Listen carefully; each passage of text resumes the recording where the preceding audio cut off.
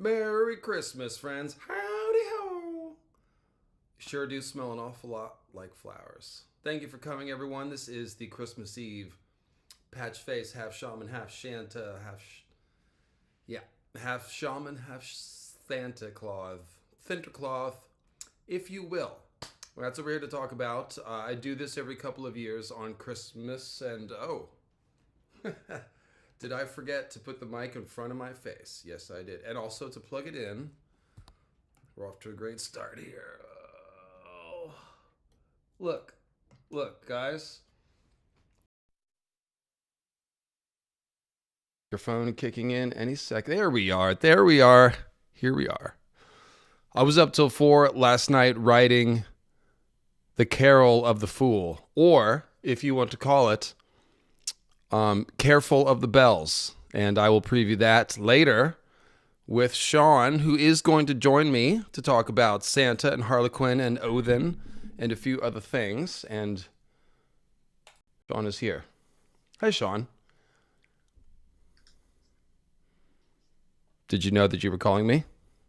Oh, yeah, I thought you would just leave me in the lobby. My bad. Yeah, well, now that you're here, say hi, and then I'll put you back in the lobby for like a section, and you can interact with the chat, and then I will bring you back.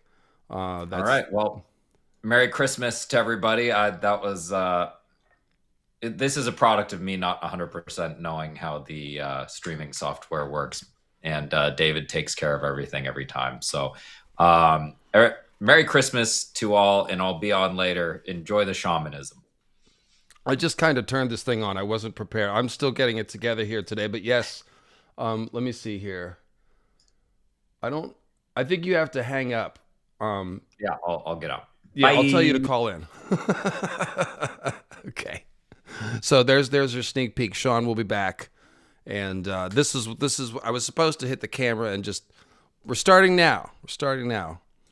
And we do this every couple of years. We dig into all the fun Christmas mythology that is in A Song of Ice and Fire. And by Christmas mythology, we mean Yule and Odin and the Wild Hunt and that sort of thing. So that's what we're doing here today. You know how I am. I like to use the holiday season as an excuse to talk about a few of my favorite things. Patchface rhymes, old Norse times, shamans feeling mad. These are a few of George Martin's favorite things. Clang-a-dang, ring-ding-dong-ding. Oh, clang-a-dang. Yeah. That's not even a Christmas song. But like I said, we've got something coming for you later. So the topic today is shamanism, folks. And Patchface really is a focal point for shamanism. And strange as Patchface is, either as a babysitter or just in general, he is, of course, an important window into George's implementation of shamanism-related ideas and mythology. And that Patchface is not necessarily the most story-important part of that, but he's where it is the most clear. And basically, he's pointing back at Bloodraven and the Greenseers, Jon Snow, Skin Changers, Children of the Forest. That's kind of what Patchface is hinting at. So the craziness of Patchface distracts us from the very you'll see. He's quite the fellow.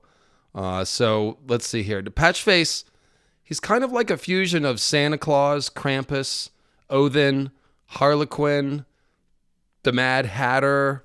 It's kind of like Fear and Loathing on Dragonstone, if you will.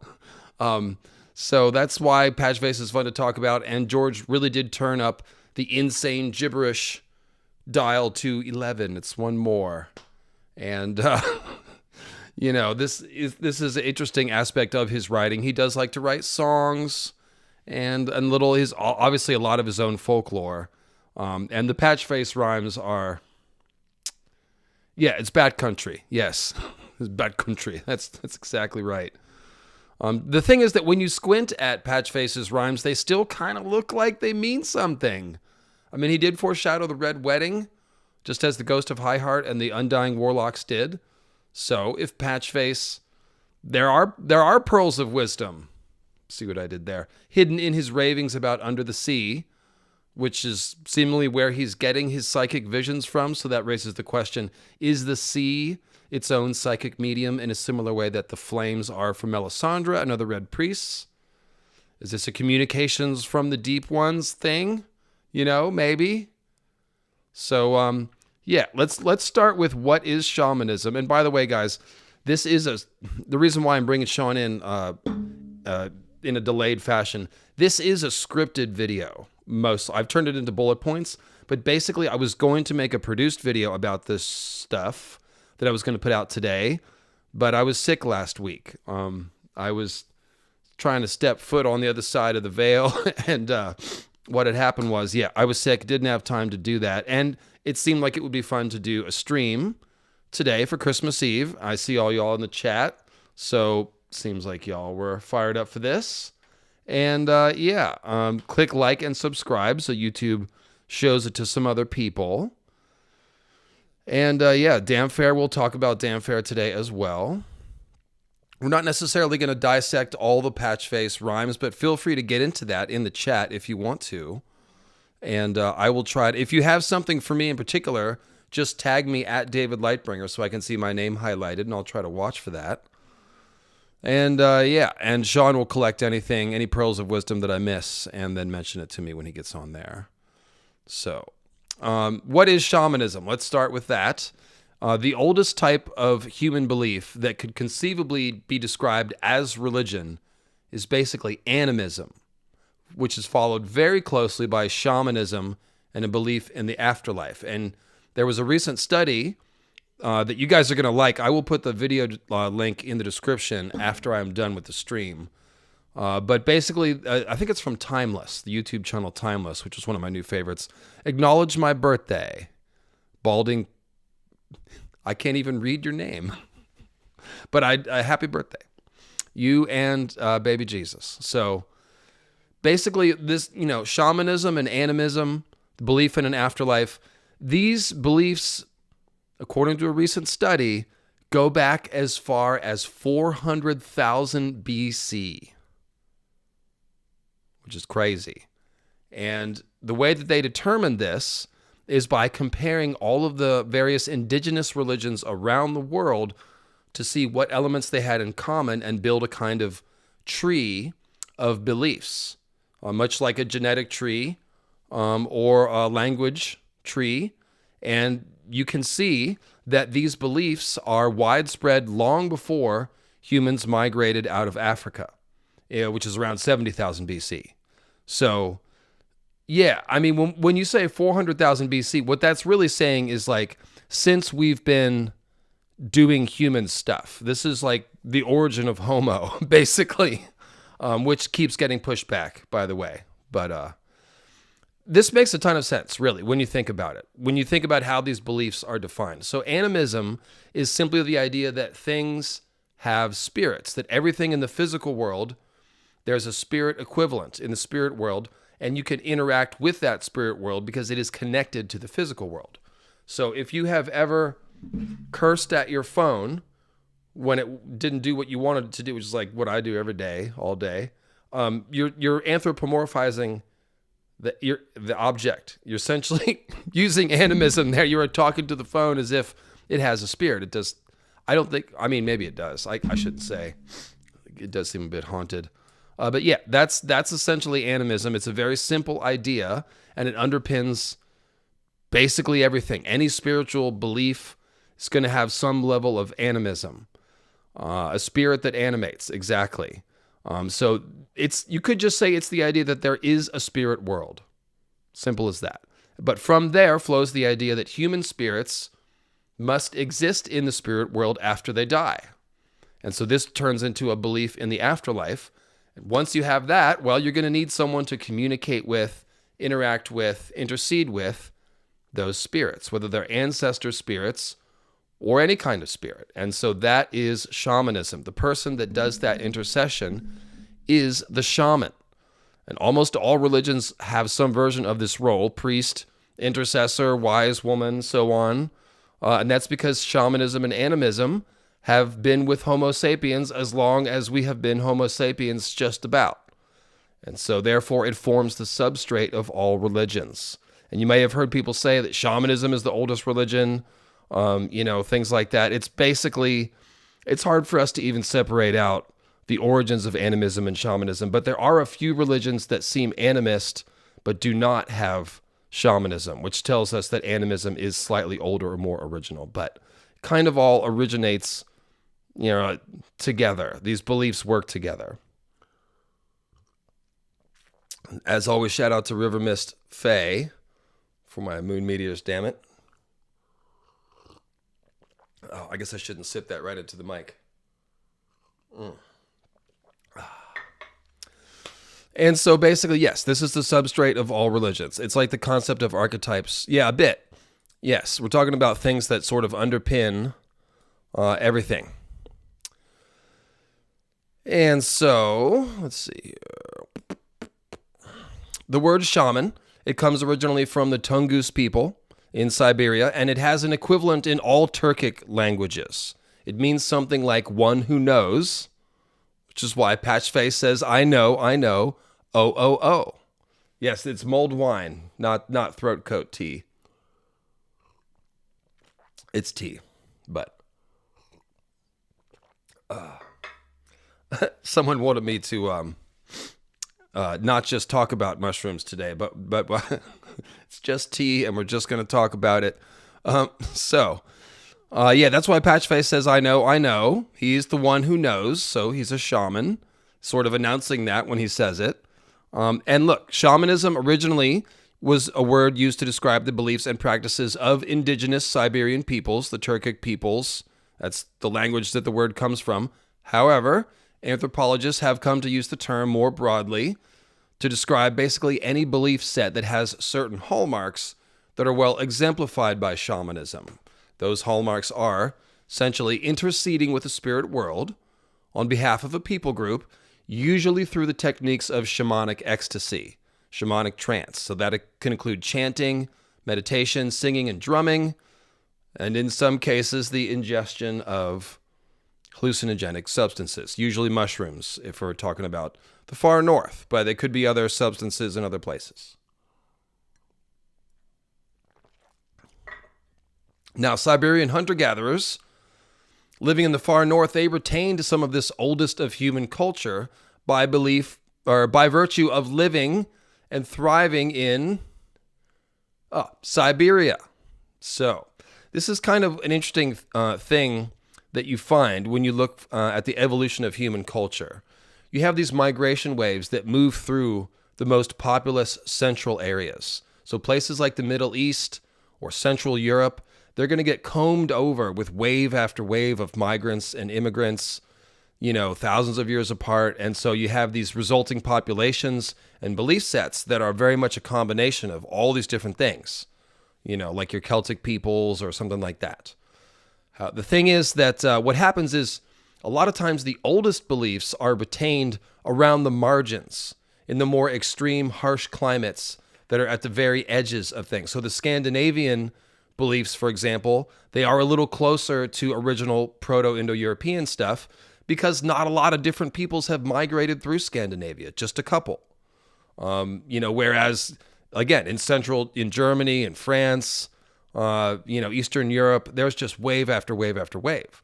And so the Siberian hunter-gatherers are kind of the ultimate example of that.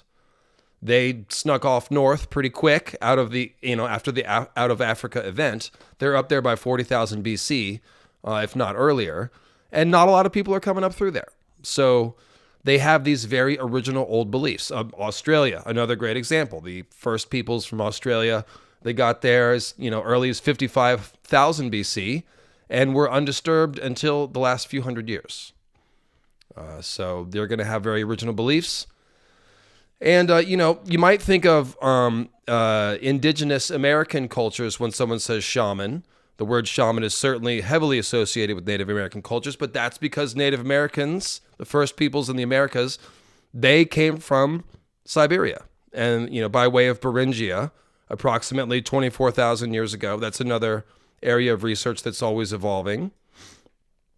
I watch channels like Stefan Milo Ancient Americas to keep tabs on that. Recommend both of those channels.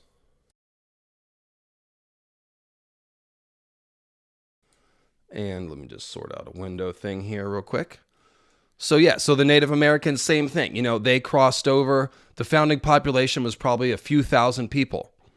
Not a huge population, but then that original group or a couple of groups spread out all over the Americas.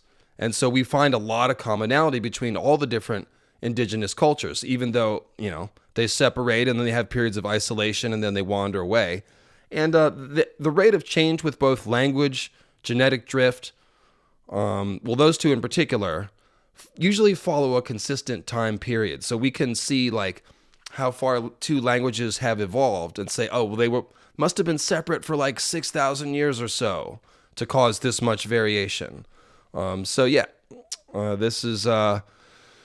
is why the word, basically the practices of the Native Americans are heavily shamanistic, and they're essentially preserving a tradition that is a cousin to that of the Siberian cultures from which the word comes. So there are some people who say that shamanism, quote unquote, should only be applied to the practices of the Siberian peoples and not anybody outside of that. However, we would just need a different word that means the same thing if we did that. So the important thing to realize is just a couple things. One, there is a more specific definition rooted to the Tungus people and the Turkic people in northern Siberia. And that two, observing similarities between different cultures is not, of course, the same as saying that they are the same beliefs. Your shamanism is going to be different in different places, but it's going to have these certain common elements. So, disclaimers aside, that's what we're talking about. We're mostly using the more general definition today. Of course, we are applying the concept of shamanism to fantasy. So, this general principles here we're talking.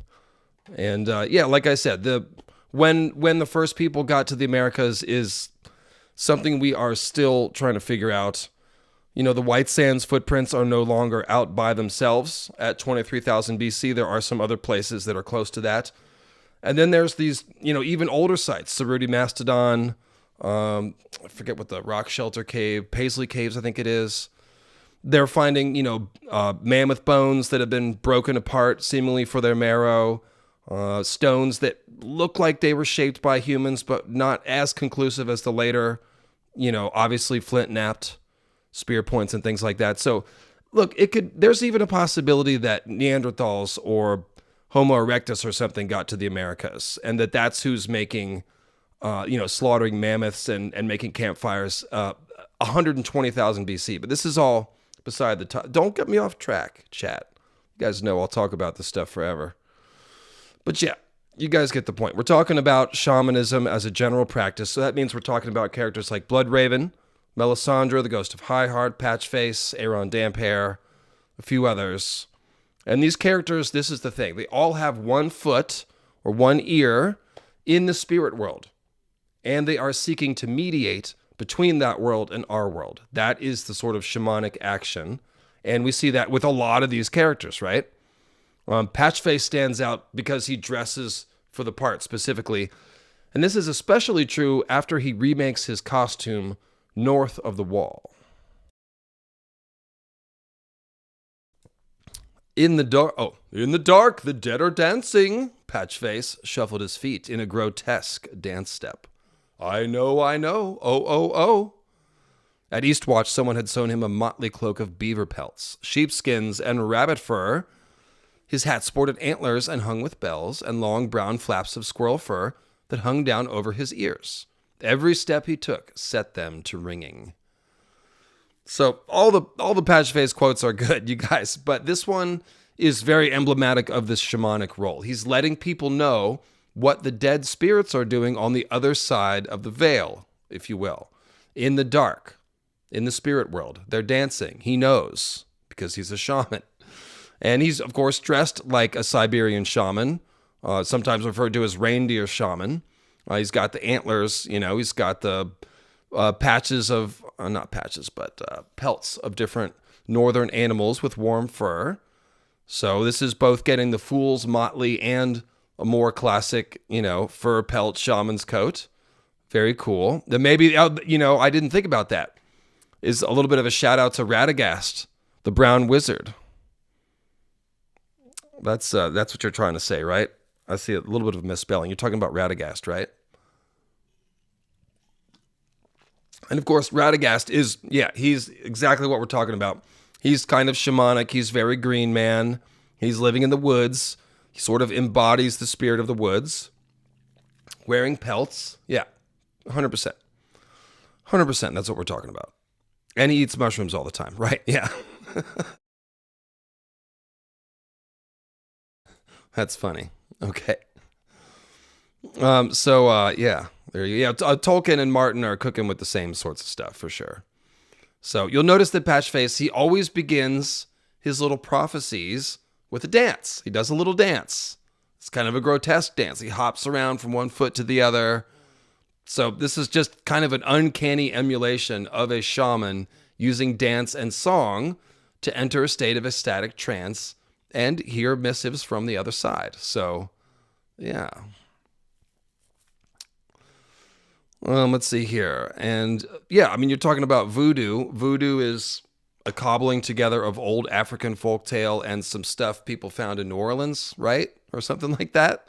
Obviously, there's a strong African folk tradition in voodoo, and so that gets you right back to core shamanism. Absolutely. Okay, so the next paragraph, we just got to read this because it's funny, all right? So this is after Patchface does, he says, in the dark, the dead are dancing. And then it says, 1-1 gaped at him with fascination, but when the giant reached for him, the fool hopped back away, jingling. Oh no, oh no, oh no. That brought Woon Woon lurching to his feet. The queen grabbed hold of Princess Shireen and pulled her back.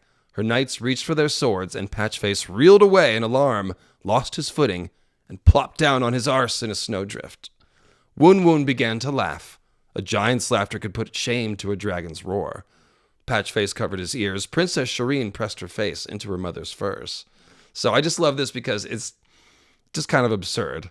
We've got Patchface, like a mock Baratheon fool, meeting a giant, and then there's like Selyse and Val and the wildlings all standing around. Like, it's just... I was reading it back when I was doing the notes, and I was just like, this is insane. This whole construction of this scene is insane.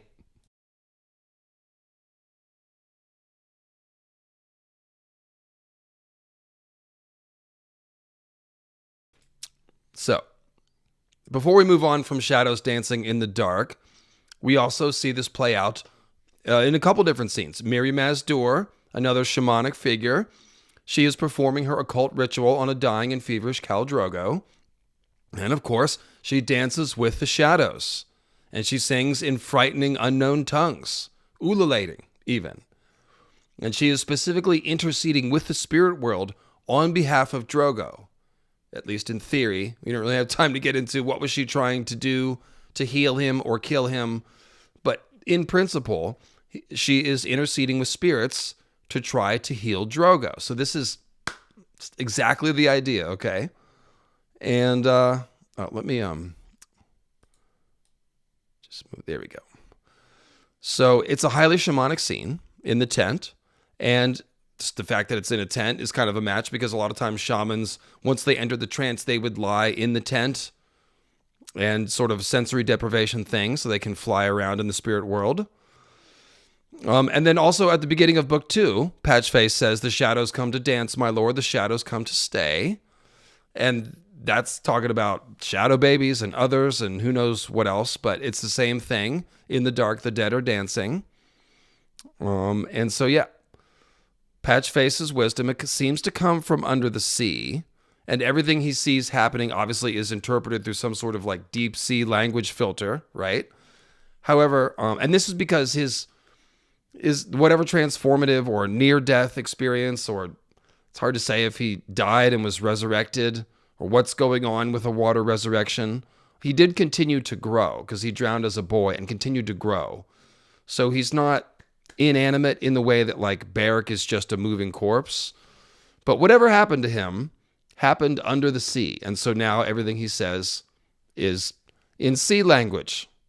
Still Still wondering what anemones are. They sound like anemones, but yeah, why not just call them that? Maybe they're different. I don't know. The thing is that we should always understand that under the sea really means in the spirit world. That's what it means. And so this could refer to the weirwood net. It can refer to undead people who've come back from the spirit world in some way, like Beric or Stoneheart. It can refer to the realms of raw elemental magic, like ice or fire or the sea or the stars that different magicians draw from. Any of that works. You know, the realm of the others. Some of the undersea stuff is definitely talking about the others.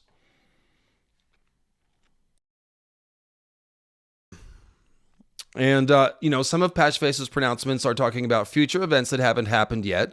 George seems to subscribe to this, to the idea that, like, the future, it forms first in the spirit world and then manifests on the physical plane. And so psychics can see it forming up as these events come closer to happening. Sean was distracting me with his comments so that we can make anemones have sexual symbolism with anemones. Yeah, that's right. They're moaning. Squisher maidens are lovely. It's well established that is the case.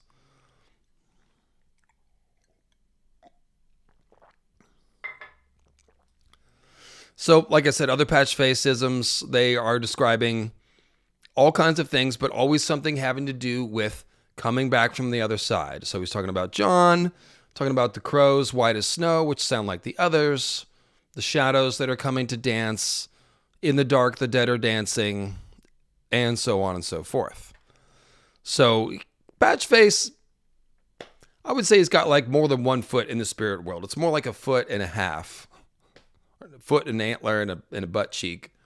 And he acquired this spiritual vision and hearing from under the sea, which I do think means from the deep ones. I talked about this in the Aaron Got Patchface video.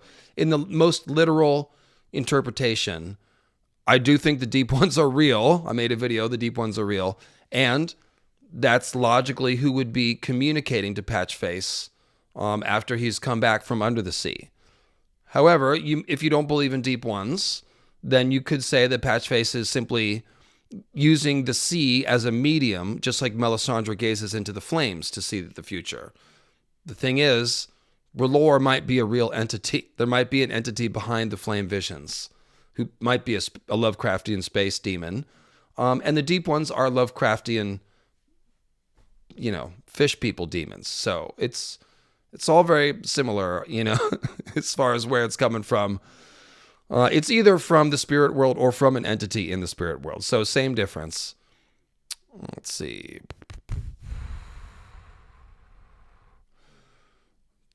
Yep, talking about Midgard. So we're going to get to Yggdrasil and the structure of the universe for sure. And let's see here. So let's focus on the idea that Patchface got his sight through a traumatic experience. This is a very shamanic principle. It's a hallmark of shamanic practice that things like illness, madness, and trauma can bring one closer to death and therefore closer to the spiritual realm, which is where the dead spirits live. So George implements this idea not only with Patchface, but it's really all over the place. Bran, his third eye is awakened by Bloodraven, the crow shaman, while he lies in a coma after his fall. Okay.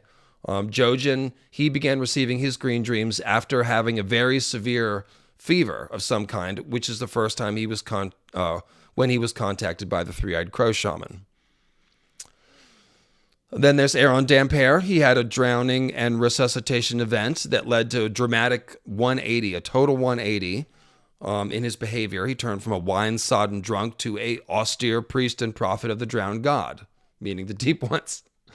So, if George ever gets around to writing the story of how Bloodraven's gifts were awakened, which we don't know if that happened in Westeros proper before he went to the Wall, or if it wasn't until after he went to the Wall, became Lord Commander, ranged out into the north and found the weirwood cave that he ate weirwood paste for the first time. I strongly suspect and believe in the idea that the ghost of High Heart helped awaken his gifts under the High Heart, which is the same cave that Stoneheart and Beric are in now. That's my theory. But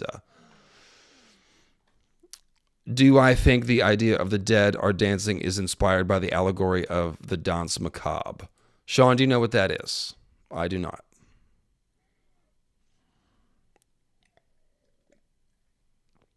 If Sean knows, we'll discuss it when he comes on. But I do not. I'm not familiar. So, of course, the other way that we can awaken spiritual gifts, well, the way that shamans do it, besides, those various techniques of ecstasy. Okay, that's why the root name of the quintessential shamanic god Odin, we're going to talk about a lot today, is actually the word other. Other. It's that D. It's that D. Eth. It's called the eth, and it's like a hard th. So Odin. Odin. It's not quite a D, and it's not quite a th. Somewhere in the middle. So it's the same spelling. Odin and other. And other is the Norse term for shamanic madness or frenzy. So the name Odin kind of means the mad god, the frenzied god. He's a shaman who is a god. He is madness and frenzy incarnate. Something along those lines. And the thing is, this madness, it's more than seeming insanity or wildness. It's specifically linked to the idea of poetic inspiration and magic. And that's kind of Odin's main deal, okay? So the idea is that the shaman is half mad in order to communicate with the spirit world.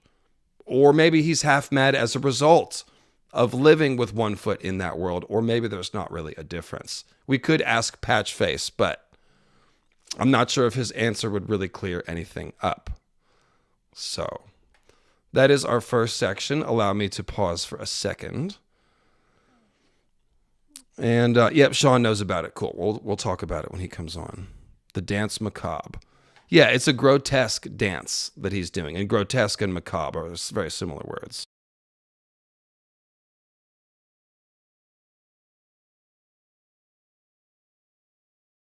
So that does make sense. That does make sense. But let's talk about Odin origins. Okay, Sean, if you want to go ahead and call in, we'll talk about Odin here. I wouldn't shut you out of any Odin discussion.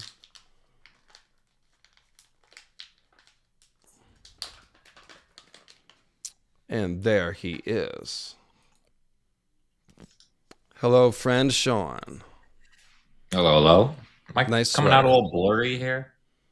Yeah, a little bit.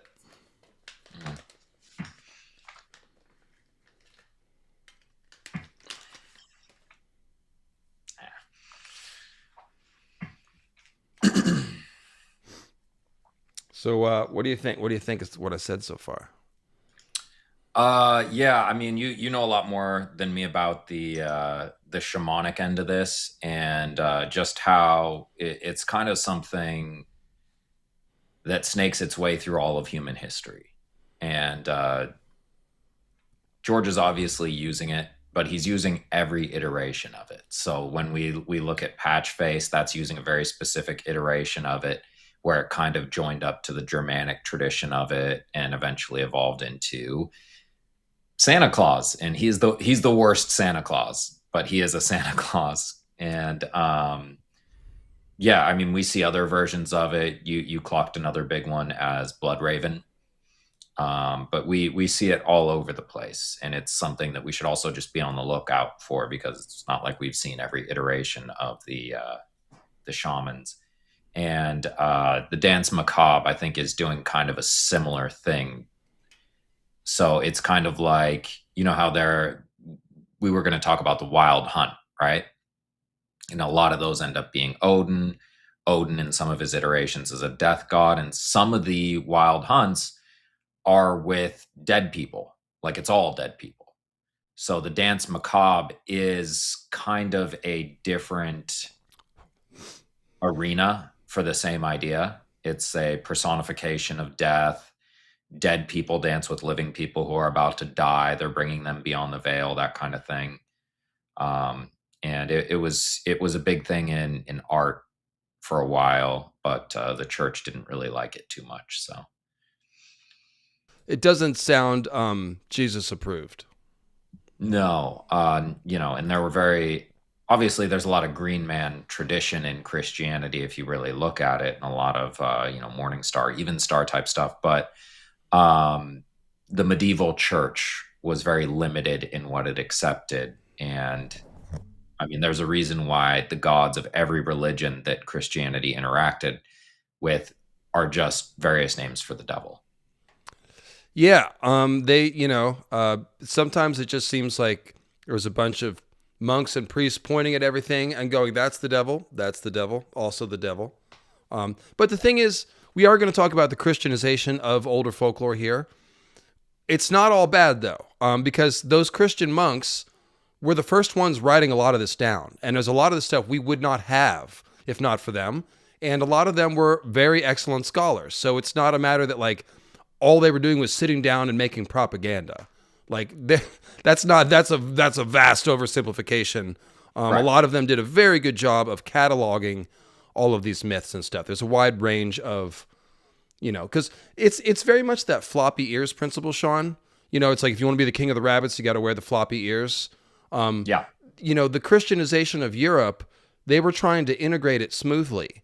And so what they were doing is finding common ground and saying, oh, this is kind of like that. Let's, and then the traditions get synthesized over time. So, well, yeah. And then we turn things like Odin and Thor into, Santa Claus. But yeah, it's one of the big things. I'm always, I'm a big fan of Beowulf just because of how influential it's been to George and J.R.R. Tolkien. And that was done almost certainly by Christian monks, and it was brilliantly done. And frankly, it's a lot more layered and interesting than probably the original oral tradition of what Beowulf was to the Germanic people before it got Christianized. But yeah, as far as you're talking about, like, Gaelic tradition and Norse tradition, we don't have them if we don't have the Christian version. So, you can lament not having it unfiltered, but it's better than nothing. And we still get, all these interesting characters. And, for us, a lot of the fun is trying to read between the lines and understand what it might have been with, clues and hints and understanding their culture. I was going to say, it's just a fun puzzle for anthropologists to puzzle out. And, the cool thing about it is that it's the concepts that are the most rigid and durable. So Odin represents certain concepts. Those never go anywhere. So what happens is he gets harmonized with other characters that have some of those concepts. For example, Christ. Let me just read the script. We're going to get right to that. So Odin is the Norse god of magic and many other things. And he is the primary point of egress, which is a word George likes to use. I didn't know that word until I read it. But it means the entry point. So this is the place where shamanism gets into the story, mostly through Odin. And Odin is interesting because he in a way, Sean, he sort of spans that entire 400,000 years of human culture. Because the version that we have now is, like we were saying, a fusion of course, classic Proto-Indo-European folklore by way of Germanic folklore and then to the Norse, but also classic Siberian shamanism, which comes from Africa originally, and then also Christianity. So there are these three layers to him that go all the way back and all the way forward. So he's very interesting for that reason, and you can really see all the different layers. So this is, I don't think you can really talk about Odin without talking about both shamanism and Christianity. No, because definitely a lot of all the stories that we have were written down by Christians, and if nothing else, it was seen through their lens. But it's like we think of him as the main god of Norse mythology, but really he's the main god of Germanic mythology, and we just wrote down the Norse version later. And so, like, we do look back, like they were worshiping Odin for, a couple thousand years before the Norse version that Snorri Sturluson wrote down when he, transcribed the Eddas. And there's, so if I could just interject, we've found Odin-looking figures on runes that date back, 1,500 years before Snorri as well, both in Germany and in the Nordic Bronze Age. So it seems like the character is much, much older, obviously, than Snorri. Go ahead. Right.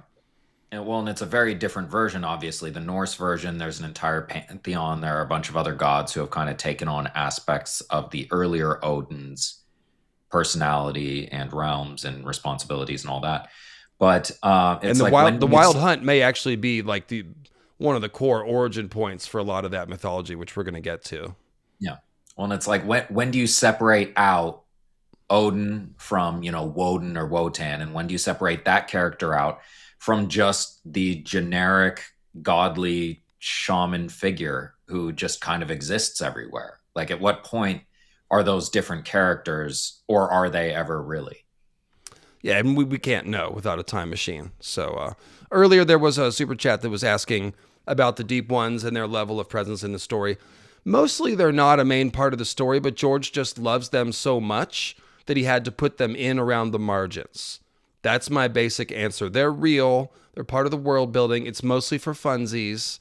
It helps create different layers of culture, like the Ironborn, like the Manderleys in White Harbor, a few other places like that. We could potentially see a little bit of Deep One interference. Euron is summoning maybe a Kraken, and all of his visions he's got Cthulhu face in his vision, and he's taunting Aeron's drowned god. So maybe there's something there. Patchface is all fired up to lead the ranging to Hardhome, where there may be dead things in the water, which could be squishers. So we'll see. We'll wait and see. I mostly think that George needs to not write about deep ones and stick to the main track if he wants to get these books done. Maybe that's what's holding up wins, Sean. It's like he's working on the deep ones chapter. Well, in the way I see it, the others basically are the deep ones. So if you see some others climbing out of the Correct. water, you've seen the deep ones. So it's how much of it is literal, how much of it is figurative? Are there actual deep ones, and is that the relation to the Ironborn and kind of the way that their godly dynamic has been set up? Maybe. But if we're going to see it, if we see others crawling out of the water, it doesn't much matter. And we'll get to that, but there are definitely symbolic parallels. But yeah, we'll get to that in the Greenseers section. So Norse folklore, like we were saying, it comes from Germanic folklore, and Germanic folklore, it really just comes almost straight from PIE by way of your bell beakers and your corded wares. And essentially, this is all starting on the Pontic steppe north of the Black Sea in the Caucasus Mountains. Around 3200 BC, your Yamnaya are moving and integrating with corded ware, and they're becoming the Germanic tribes. So that's kind of the root origin of this. And you guys probably know about PIE. Approximately half the world speaks a language descended from Proto-Indo-European. Proto-Indo-European, the language is a reconstructed language. It's not written down everywhere. It comes from taking all the children and figuring out what is the root word that leads to 5 different versions of, Deus Peter, or, Sky Father. So it becomes Zeus, and it becomes, Diwos and Tiwaz and all these different things. So it's a reconstructed language. It was something like what the Yamnaya spoke. But the point is that all these Proto-Indo-European derived languages and cultures are like cousins. So Greek myth, Gaelic myth, Celtic myth, and even Vedic Indian Hindu mythology, they're obviously very different, but they have these similar characters and motifs that often have these same root words, either in their name or their title or their son or something like that. So they're all related, and this allows us to find these parallels. And so even though they've all changed, and they're all influenced, of course, by the local cultures that the Proto-Indo-Europeans merged with. One of the things we know about Proto-Indo-Europeans, especially the first ones, they're very adaptable. There was a lot of, at first, a lot of people assumed it was all conquest, just bloody, violent conquest, because the Yamnaya are violent. They're big and violent. Like, this is what they do. They conquer and they war with each other. But when it comes down to moving into a new area, like, they're actually very resourceful. And so when they're meeting these farming cultures in Europe, they're intermarrying and adapting their folklore and becoming farmers as well as pastoralists. So it's the same thing in India. It's the same thing on the British Isles. And it's all, and so you get there's a lot of folklore that will predate the Proto-Indo-Europeans. And it's very fun to tease it out. And I'm almost more interested, Sean, in the stuff that came before PIE at this point, because the PIE stuff is so well documented. And that's what I've been doing with Indian mythology, is trying to figure out what was in India before the Indo-Aryans arrived there. You could see like Shiva, Parvati, the sacred tree, the Ashvata tree, the central baths. There's all kinds of beliefs that are core Hinduism that were there before that. Yeah, I mean, when you have 25 different cultures with a PIE origin, it's really easy to just find the commonalities, and it has really made kind of anthropologically tracing back the various gods. It's made that part very easy, and that's actually one of my next projects is I'm tracing the origins of all the Greek gods, Mycenaean, and how they kind of evolved from PIE origins. A lot of them, some were just taken from other cultures wholesale that they were, interacting with a lot. But I think one thing that we need to focus on is in the last few thousand years, we've had a lot of state-sponsored religion or centralized religion, and you kind of decide on a doctrine and it's kind of spread. So when we look at PIE, that's not the case. They had a lot of time. They, however they did it, they slowly, inevitably integrated with whatever people were in the area. And over time, the beliefs kind of blurred together of the local people and the PIE, and there was no central church authority to tell you, hey, that's wrong. That's not how you should be worshiping. It just kind of evolved differently in all those places because of how the people interacted. And it was allowed. Absolutely. And even in the places where it was more of a conquest, and we see this replacement of the males, so largely steppe males are migrating and marrying local females. Guess who raises the kids? Guess who teaches the kids the bedtime Old stories? Man. It's old Nan, right? It's the women. So the older wave of traditions are always going to survive. And so getting back to the point with this, with these cousins, Odin is a very unique figure. However, he was often compared to Roman Mercury / Greek Hermes. And when I say often compared, I don't mean by modern scholars. I mean by Tacitus. Yeah, Tacitus, he comes up big in figuring out the wild hunt too. Indeed. When these people, Tacitus went to a bunch of different places in the Roman Empire and just outside of it, and he wrote a bunch of stuff down, and we love that. But that was a very common thing for the Romans. They, the Etruscans and all these cultures on the Italian peninsula, they were settled by Greek city-states long before Rome existed, and they syncretized their gods with the Greek gods, and that's how we got kind of the Roman versions of the Greek gods. And then we see them doing that same kind of thing with the Egyptian gods, with the Norse gods. Whenever there's an interaction, they kind of just assume, hey, we're all worshiping the same gods, right? Like, this is just, you guys draw them like this, and there are a couple small differences, but Mercury's basically Odin, right? So my favorite world mythology syncretism jam was the Greeks and the Egyptians. They did it so well. Like, they really were into mythology as conceptually based, and so they really did a good job of saying, oh, your god is like this god, and let's merge their names, and create a new fusion idol of it.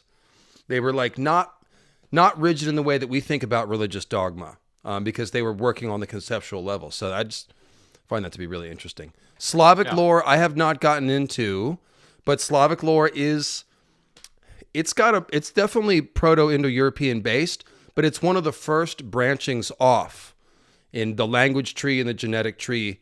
And they, really went off in some different directions. So Slavic folklore is PIE family, but it's very unique, has a lot of character. I've been exposed to a little bit of it, but not much. So that's a corner of mythology I'd need to learn more about. Well, it's interesting because, for one, they did not have a really functional language written. So we didn't find it again until the Christians. But it was a PIE immigration and then they were basically just completely isolated in these mountain passes for a long time, and things evolved in a very interesting way. But you see people like, their gods like Perun or Perun or however that's pronounced, very similar to, your Zeus or your, various storm Thor, gods. yeah. Yeah. So the PIE influence is very clear, but it really just the isolation allowed it to develop very, very differently. But you see all of these, like you see these twin gods. One is a god of death, one is a god of light and justice. And so it's very, morning star, even star coded, black and white. And you see all of the same concepts that you would see, because the truth is even if there weren't the PIE influence, humans see the world in a very similar way, and we're noticing the same basic natural phenomena. There's also a lot of shamanism and Siberian influence in Slavic mythology, because they're living in those northern. It's called the taiga forest, which is like kind of the biome in between the steppe in the middle and the true tundra up north. In between is the taiga forest, the northern forest essentially. And a lot of Slavic culture developed there. So we will see that there is the Proto-Indo-Europeans, as they were migrating sort of back into Europe, they're running across the Slavs, and there's different. So like the Slavic people separate off first, but then as like corded ware are moving back across, they're being influenced again by the Slavs, and there's been some etymology that's discovered. These loan words. Loan words are a big way that we can tell when people had contact with other people and what they were doing. Like every word related to horse, bridle, stirrup, wagon, these are all PIE words that got imported into Slavic languages from the Yamnaya and stuff like that. In any case. So the thing we're talking about Odin and Hermes Mercury.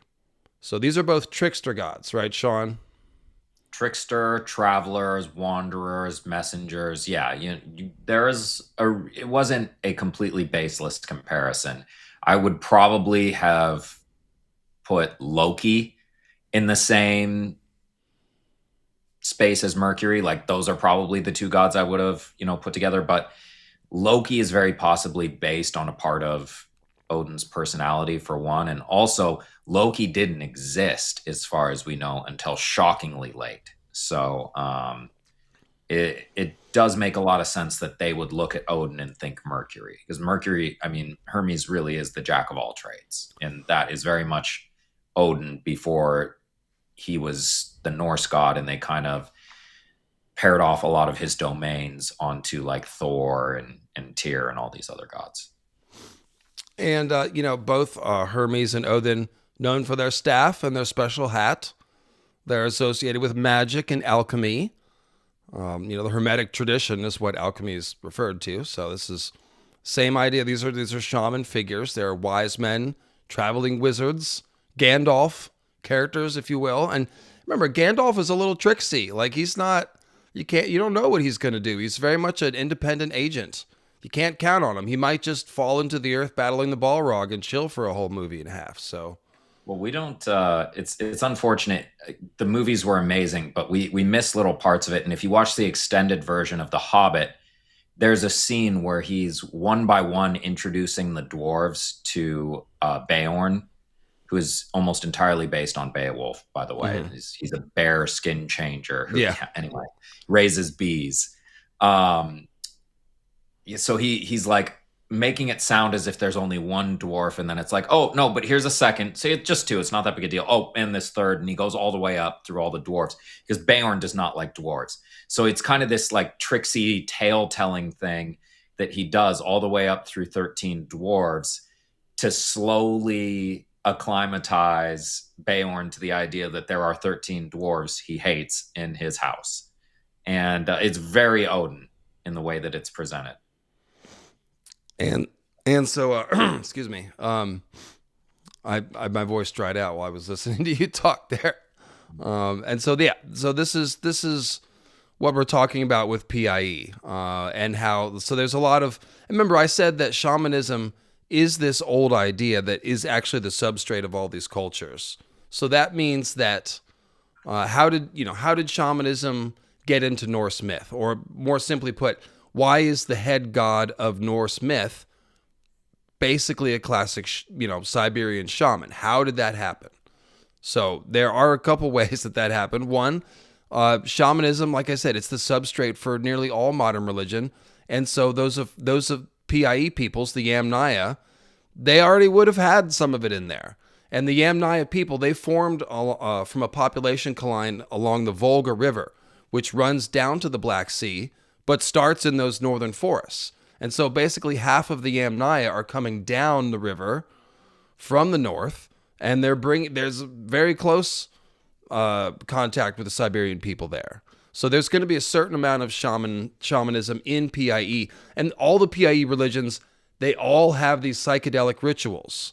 The mystery cult and the soma, or whatever it is that you drink in order to get in touch with the gods. Like, this is a thing that is in PIE before they're really running into anybody. Well, and this is another great intersection for Hermes and Odin.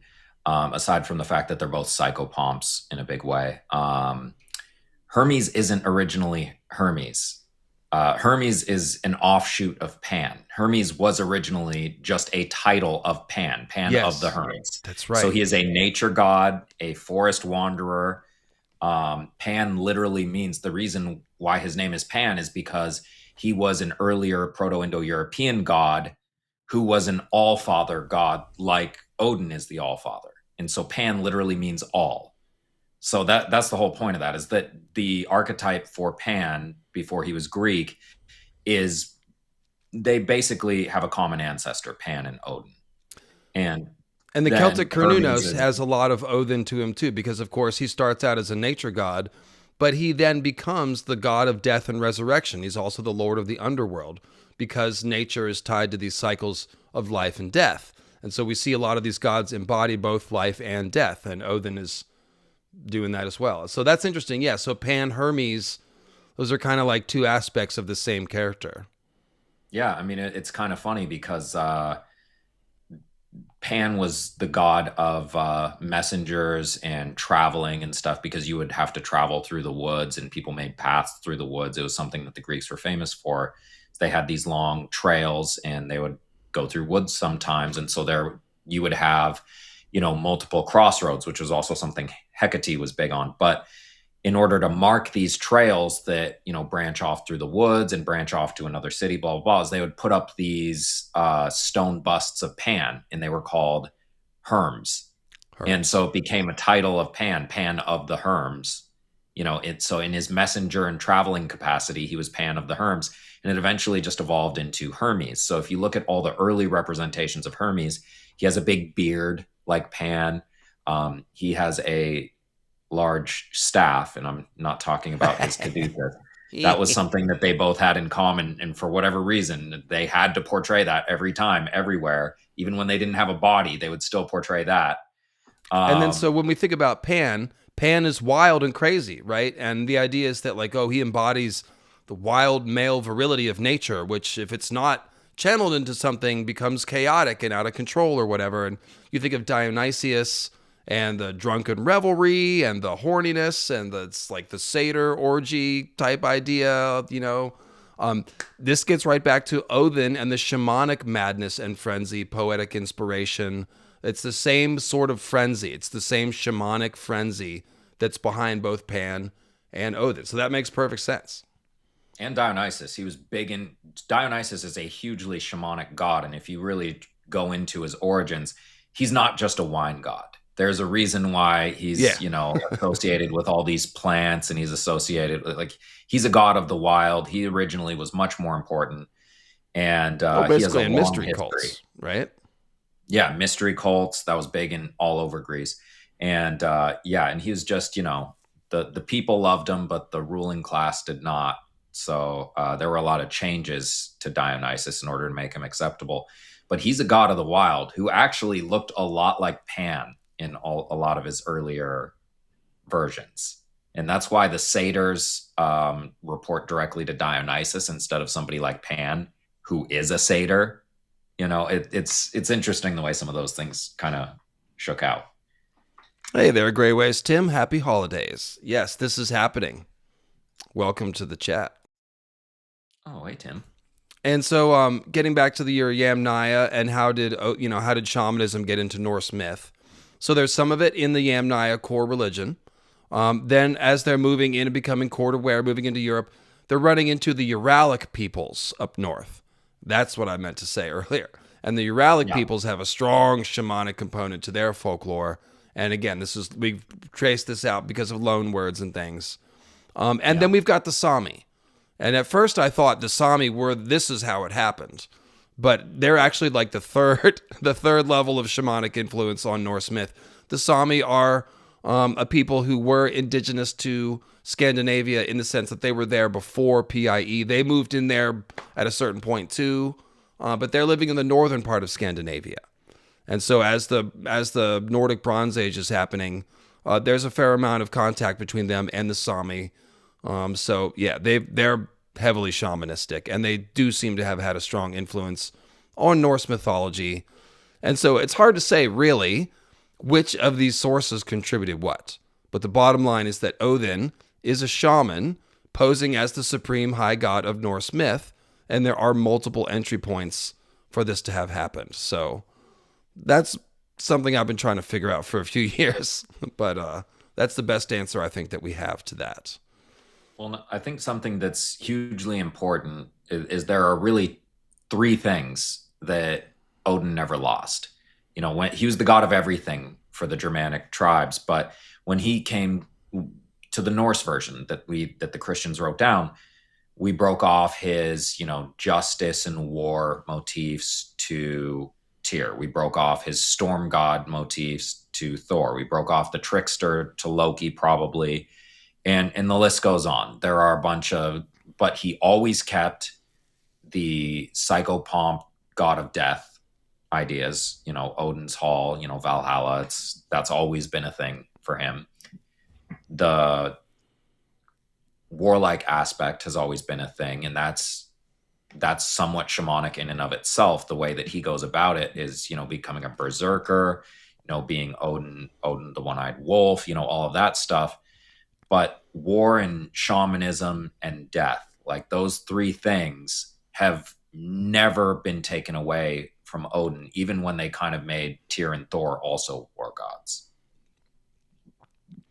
Yeah, and even Heimdallr has some Odin stuff, and Hodor as well. So yeah, the Norse really are good at metaphors and concepts.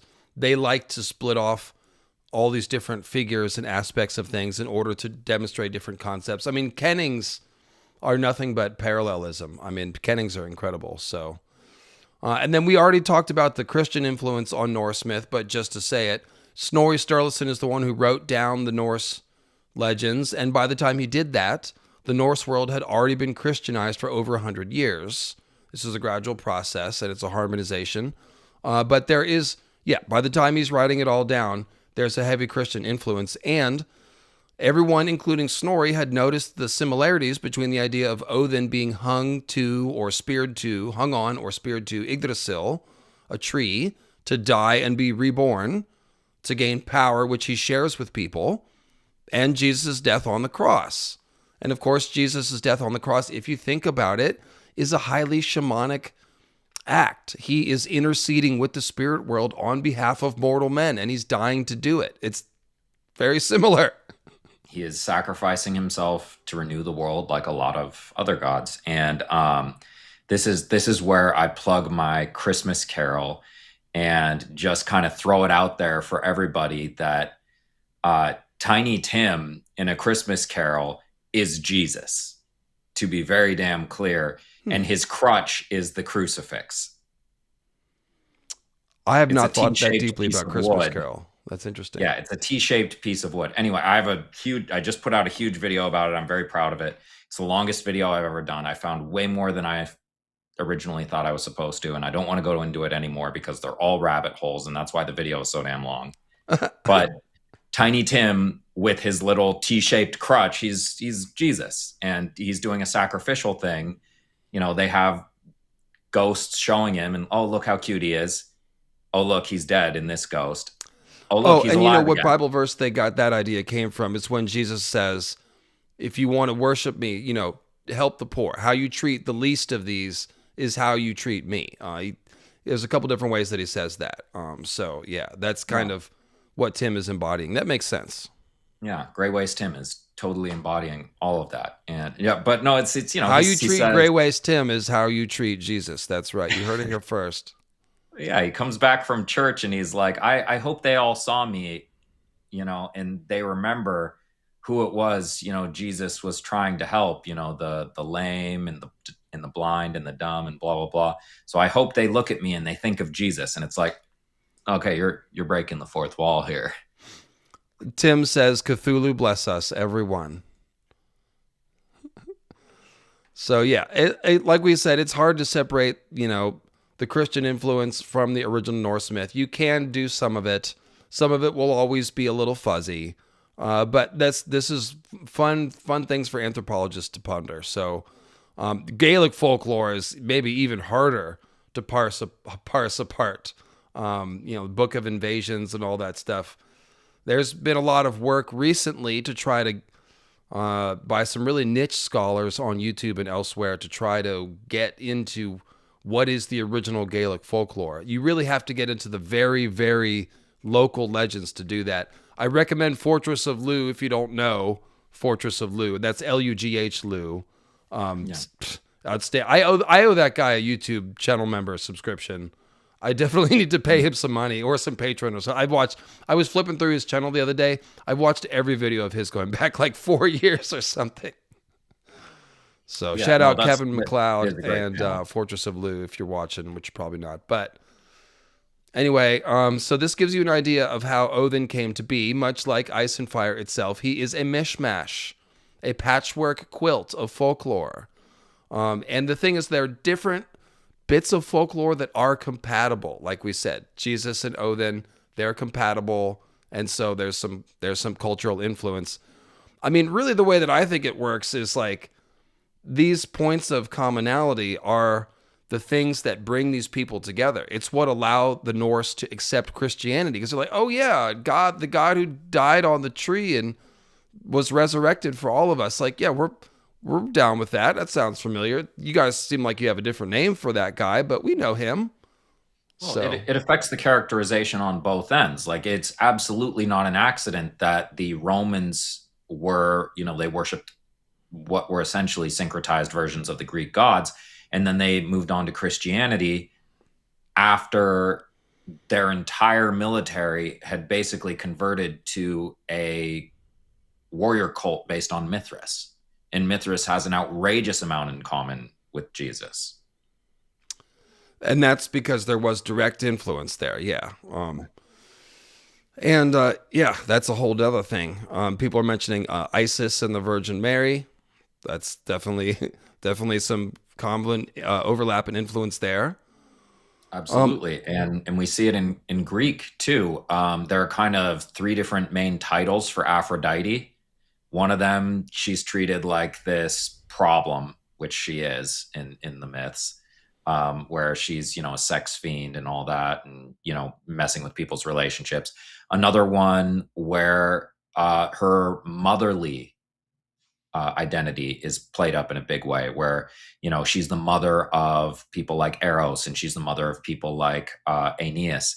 And there's a title based on her being a mother, and that absolutely plays both ways with the Virgin Mother, even though obviously Aphrodite is not a virgin. But the characterizations went back and forth. Are you muted? You're muted. Dave, you're muted. Muted. Ah, yes. I was just saying, I was looking at the chat, and sometimes this kind of cross influence gets reduced down to so and so stole from someone else. You even hear that George Martin stole from this and that, and I think some people say that casually. They don't mean it maliciously, like in a plagiaristic sense. But like I said, hopefully we're explaining with a little more nuance how these things happen. It's different people trying to get to know each other, living in the same area. Over generations, they are marrying each other, and they are forming new hybrid populations with hybrid beliefs. And so a lot of this is people trying to work together, find commonality, and just the natural evolution of storytelling over time. It's the concepts which are the most durable and rigid. And that's why I keep pointing out the conceptual layer behind mythology. That's really what it all turns on. So it's a beautiful tapestry. And honestly, like, what's interesting is even though some of the physical, like, conquest and culture clash can be quite ugly, the zipping up of culture ends up being this really fabulous, complex thing in the end of it. Like, it's kind of like the best aspect of cultures colliding and merging is the, like, combination of stuff. Like, I didn't steal these happy trees from David. That's influenced by Bob Ross. Yes. Inspired by. And inspiration is the core of this. Like, that's what all the shamanic frenzy, like the poetic inspiration, it is about creativity and, like, being turned on, being activated. You know, that's kind of what this is about. Somebody was asking about Odin and poetry. Yes, Odin steals the meat of poetry. He's heavily tied to poetry because poetry comes from this divine inspiration. Yeah. Well, you'll always see them come at a few other, different angles. Like, you have the meat of poetry, that's like the juices of creativity, right? But then, he has a couple other things that he does in order to, he's always chasing after wisdom. And sometimes he has to get halfway between the two worlds to do it. And then, he has to go into, battle rage, and he has to go halfway between the worlds to do it. So there's a drug aspect of it. But in general, it's just trying to understand where this world starts and the next one begins, and all of the things that kind of exist between them. And so what's cool about this is that Odin ends up as this patchwork quilt, this combination of all these different ideas. George takes him, and in a sort of reverse process, he then separates out all these attributes of Odin that we've discussed, and he assigns them to different characters. So, for example, Bloodraven, he's the transcendent seer who's hung on a tree, half alive and half dead. Patchface is the troubled, touched with madness, dancing reindeer shaman, wearing pelts and furs, and he's got the poetic inspiration. He's always singing in rhymes and stuff.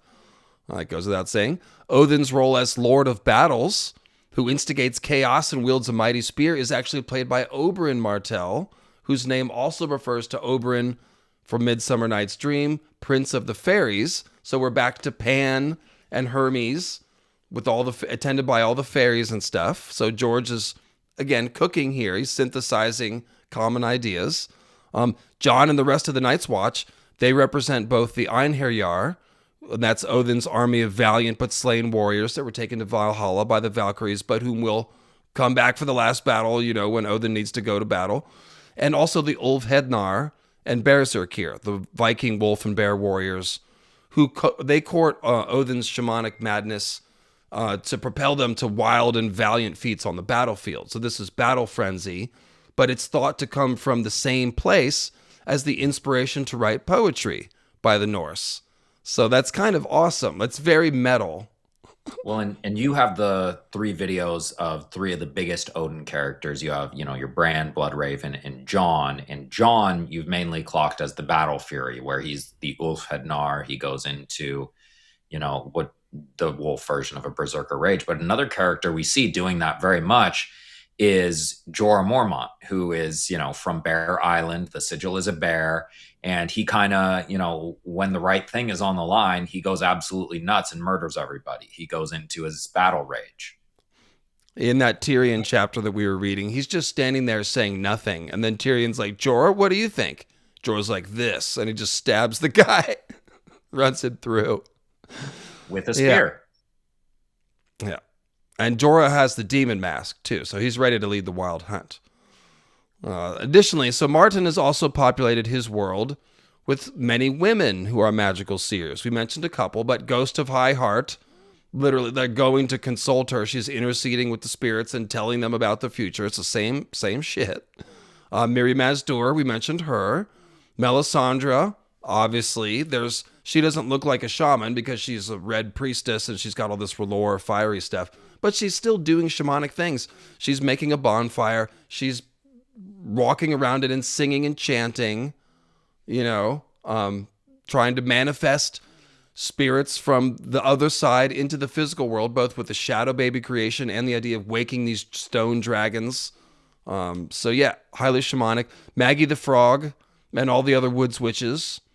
You might even include Val and Dala in there. We don't know how much magic they do, if any, but Dala is the one who quotes the Horned Lord and says, the sorcery is a sword without a hilt, saith the Horned Lord. That was Dala who said that. Horned Lord, because of course he's just the Horned Lord and he's a constellation of a horned man. And one thing that we want to recognize here is that Frigga or Freya, or what evolved into probably Freya, but Frigg, what Friday is named for, essentially Odin's wife, is basically just in a lot of ways female Odin. And so when we see these things, and we'll talk about the Wild Hunt later a lot, but a lot of iterations of the Wild Hunt are taken over by women. So like you have things like Frau Harley and all these things. And what George has recognized and put in A Song of Ice and Fire, and what we can see if we look back through these myths, is that some of these things that are considered traditionally the domain of women can also be kind of a shamanic thing, like giving birth, bringing a spirit into the world. That's a very shamanic thing to do, and it's hugely painful, and there's a lot of blood sacrifice, essentially, and that is how George portrays it. They talk about it being like a different type of battlefield, needing a different type of courage, but these are absolutely shamanic ideas, and we'll see that when we go into the Wild Hunt. But we see a lot of that with the Night's Queen, the Corpse Queen, essentially, and Melisandre is basically just the fiery version of that. She's basically just a fire-coated Queen of Winter, and they even put her in the middle of the North for that reason. But these Queen of Winter, Wild Hunt, shamanistic women, like shamanism is not the domain of men alone. Right, and so the Norse word for magic that they practiced was called seidr, and that that's that same et that's in Odin and Other. So this is called seidr, and it was primarily practiced by women, as best we can tell. And men who practiced seidr were seen as woman-like or even emasculated, which is an aspect of Odin and Loki's personality both. Loki turns into a female horse and becomes the mother of Sleipnir, right? It's not even the only time. He just loves, flipping around, male, female, who cares? He's fluid in terms of gender. He's fluid in terms of species. He's fluid in terms of whether he is even made of solid or not. He can do all sorts of things. Yes, by the way, I've got a couple videos about the Rhoynar. Yeah, there's just search for Rhoynar. I think they're under the live stream tabs. And then we've also done a chapter read of where they're on the river and they go through the time loop. You'll find that in the chapter reread Hall of Fame playlist. Oh, that's a good one. Yeah. So seidr, it's a word that's associated with string and rope, and it essentially means to tie, to tether, or to bind. Similar ideas. And it is very strongly, as you might guess, related to the lines of fate, which are woven, measured, and cut by the three Norns, also known as the Nornir. And, of course, Old Nan, her knitting needles, which are making spidery clicks and things, they are reference to the Norns. Old Nan, Old Norn. So what she's doing is she's spinning her tales from the past that are actually foreshadowing Bran's future. And Bran even thinks, I'm falling into one of Old Nan's tales. So Old Nan is weaving the fate of Bran in this sort of poetic way. Yeah, and this is something that, it's very well represented by the Norns, but we see it everywhere. We see it with the Greek Fates, the Greek Grey Sisters. We see it with the Baba Yaga, and older representations of the Baba Yaga had her as one of three sisters. So like we see it all over a bunch of different societies when you have the wise older women who, they do things like it was important to constantly be knitting clothes because clothes degrade a lot very quickly.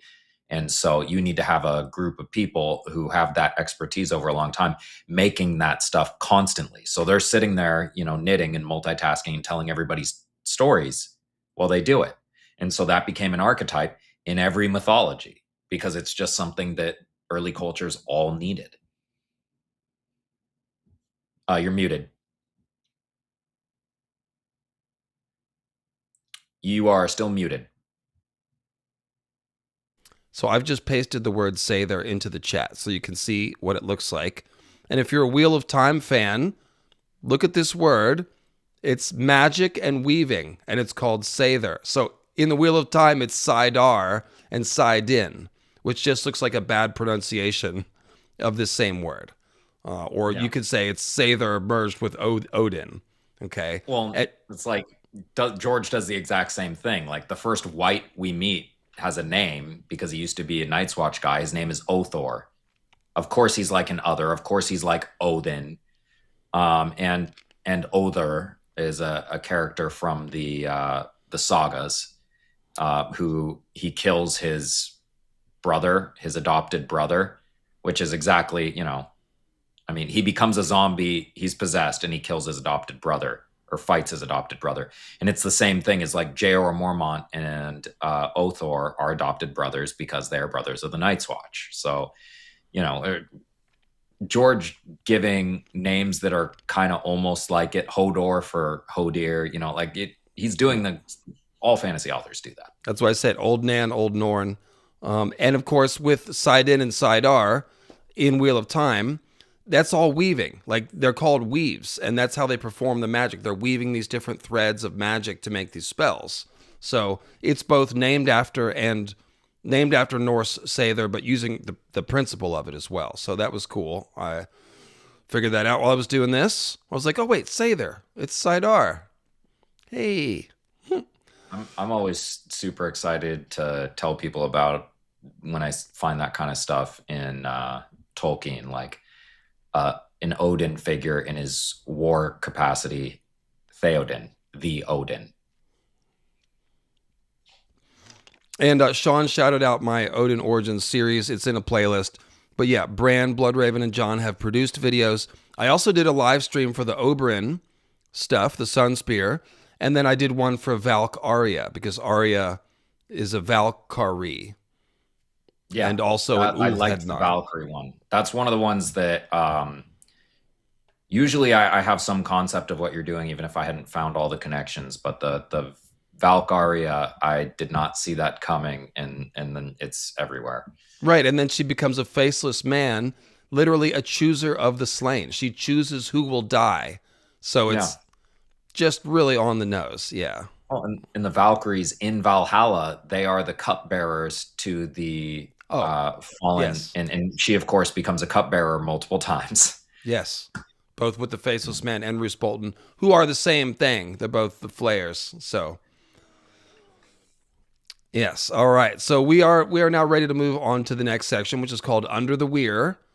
And I'm going to hit the music real quick because I need to go and grab something from the other room. So y'all can just enjoy. I'm going to do the Nana Vagar again. I did it last live stream, but it's Christmas. It's the only time of year I can do it. So enjoy. Be right back.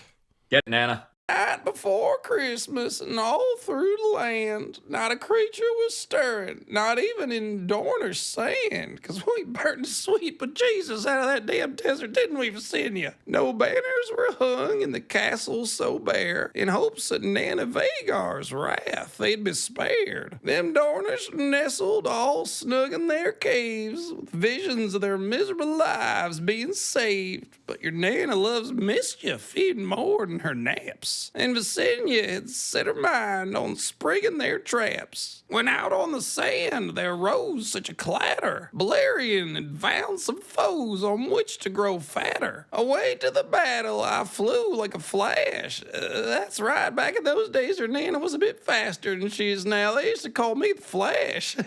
And I roasted them Dornish to cinders and ash. Merry Christmas, everyone, except Dorn. I hate them.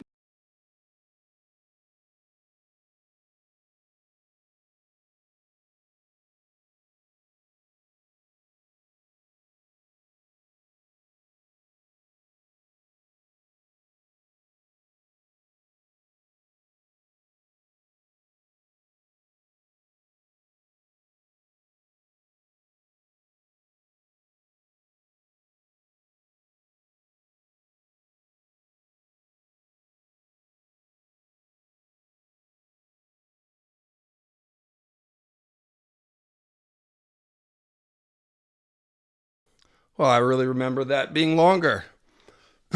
Sorry about that, guys. Sorry for the dead air.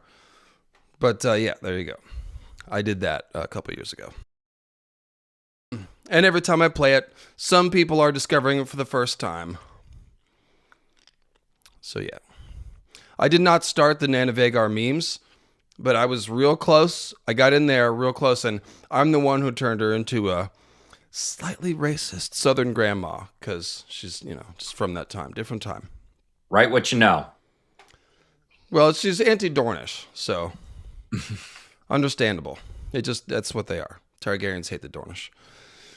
They did at first anyway. All right, so the Patchface Bloodraven parallel becomes the most clear when we key in on Martin's one of his most clever wordplay metaphors, which is the Green Sea. And as always, shout out to Ravenous Reader, who is the one who keyed in on this.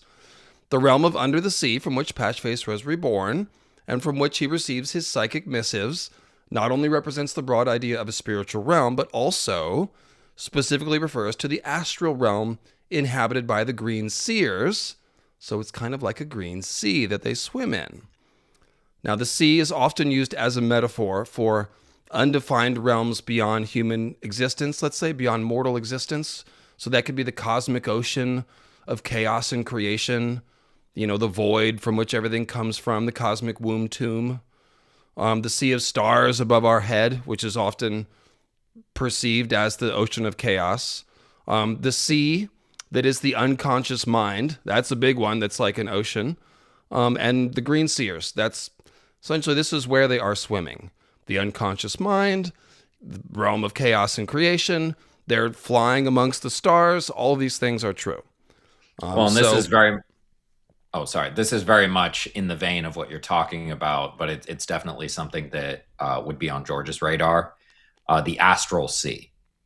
So in one sense, it's just another word for cosmic ocean or anything else that you're talking about. But specifically, that's a Dungeons and Dragons, among other things, that George would have been very into when he did this. So the astral sea, Greenseers in the green astral sea, it would make a lot of sense for George to be doing that. And it's also a pun on the Catholic Holy See. And he has Aaron Dampere say it. He's like, beside the Holy See, which, the Holy See beside which I stand, or something like that. So, but the point is that Patchface is a shaman who went into the sea and left part of his mind there, and so now he has this link of communication back to the real world. The Greenseers do the same thing. They're living with part of their consciousness permanently connected to the weirwood net hive mind, as we call it. And that's why Bloodraven says, after he's tired of talking to Bran through his corpse body, he's like, I have to go. The trees are calling me. I'm very tired. Like he's halfway in the weirwood net. God, you would love Jonah Hex comics. That would just be so far up your alley. He's a post-Civil War era guy, and his name is Jonah. So he dies and then he comes back. But his name is what? Jonah Hex. My name is Jonah.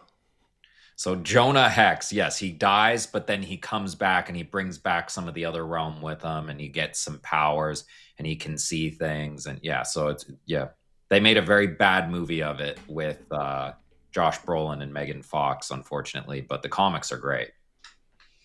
Yeah, I did come back without my horns from the break. That's because you can't move around your house in horns. Modern houses are not made for antler width people, so you do have to take them off. That's actually how the great Irish elk went extinct, is that their giant damn horns would get stuck in branches and vines and things like that, and they would just get stuck there and die. This is correct, but guess what? We have the smaller HBO original Baratheon crown. And yes, I am growing out my Baratheon beard so I can look like Uncle Lionel. There's only a month until the show starts. So yes, that's what we're doing. I'm trying to get as close to Lionel Baratheon so people can make the connection, because I've been waiting for an Ice and Fire character that I look like to cosplay for years. There's never been one. Really. I don't look like any Ice and Fire characters. So finally I got one. Lionel is my uncle.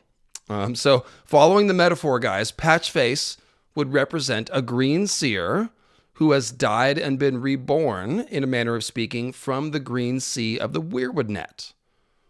Okay? So when he sees Jon Snow at the wall, he says, the crow, the crow. And then he adds, under the sea, the crows are white as snow. I know, oh. Now, the Black Brothers of the Watch and the White Others, Black Brothers, White Others, they're connected. They are parallel, inverted images of each other. The others walk the woods, of course. They probably share an ancient connection. And so the crows, white as snow under the sea, would be the others. And that just shows you they're like dead versions of the Night's Watch or something like that, or the spirits of dead watchmen. You could interpret it that way. And of course, the white as snow crows, the others, they do come out of the green sea. They come out of the weirwood net. Check out The Others Were Green Men. It's a whole thing. I made a video about it. And so the others, they are monsters from the green sea. And that makes the others parallel to deep ones. Sean, this is what we were talking about earlier.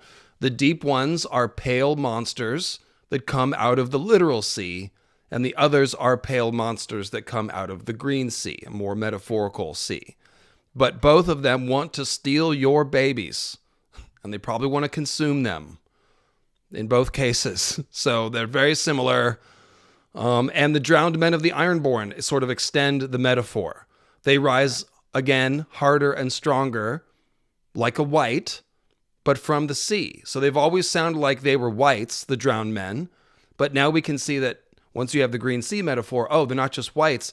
They're whites that are being resurrected through perverted weirwood magic.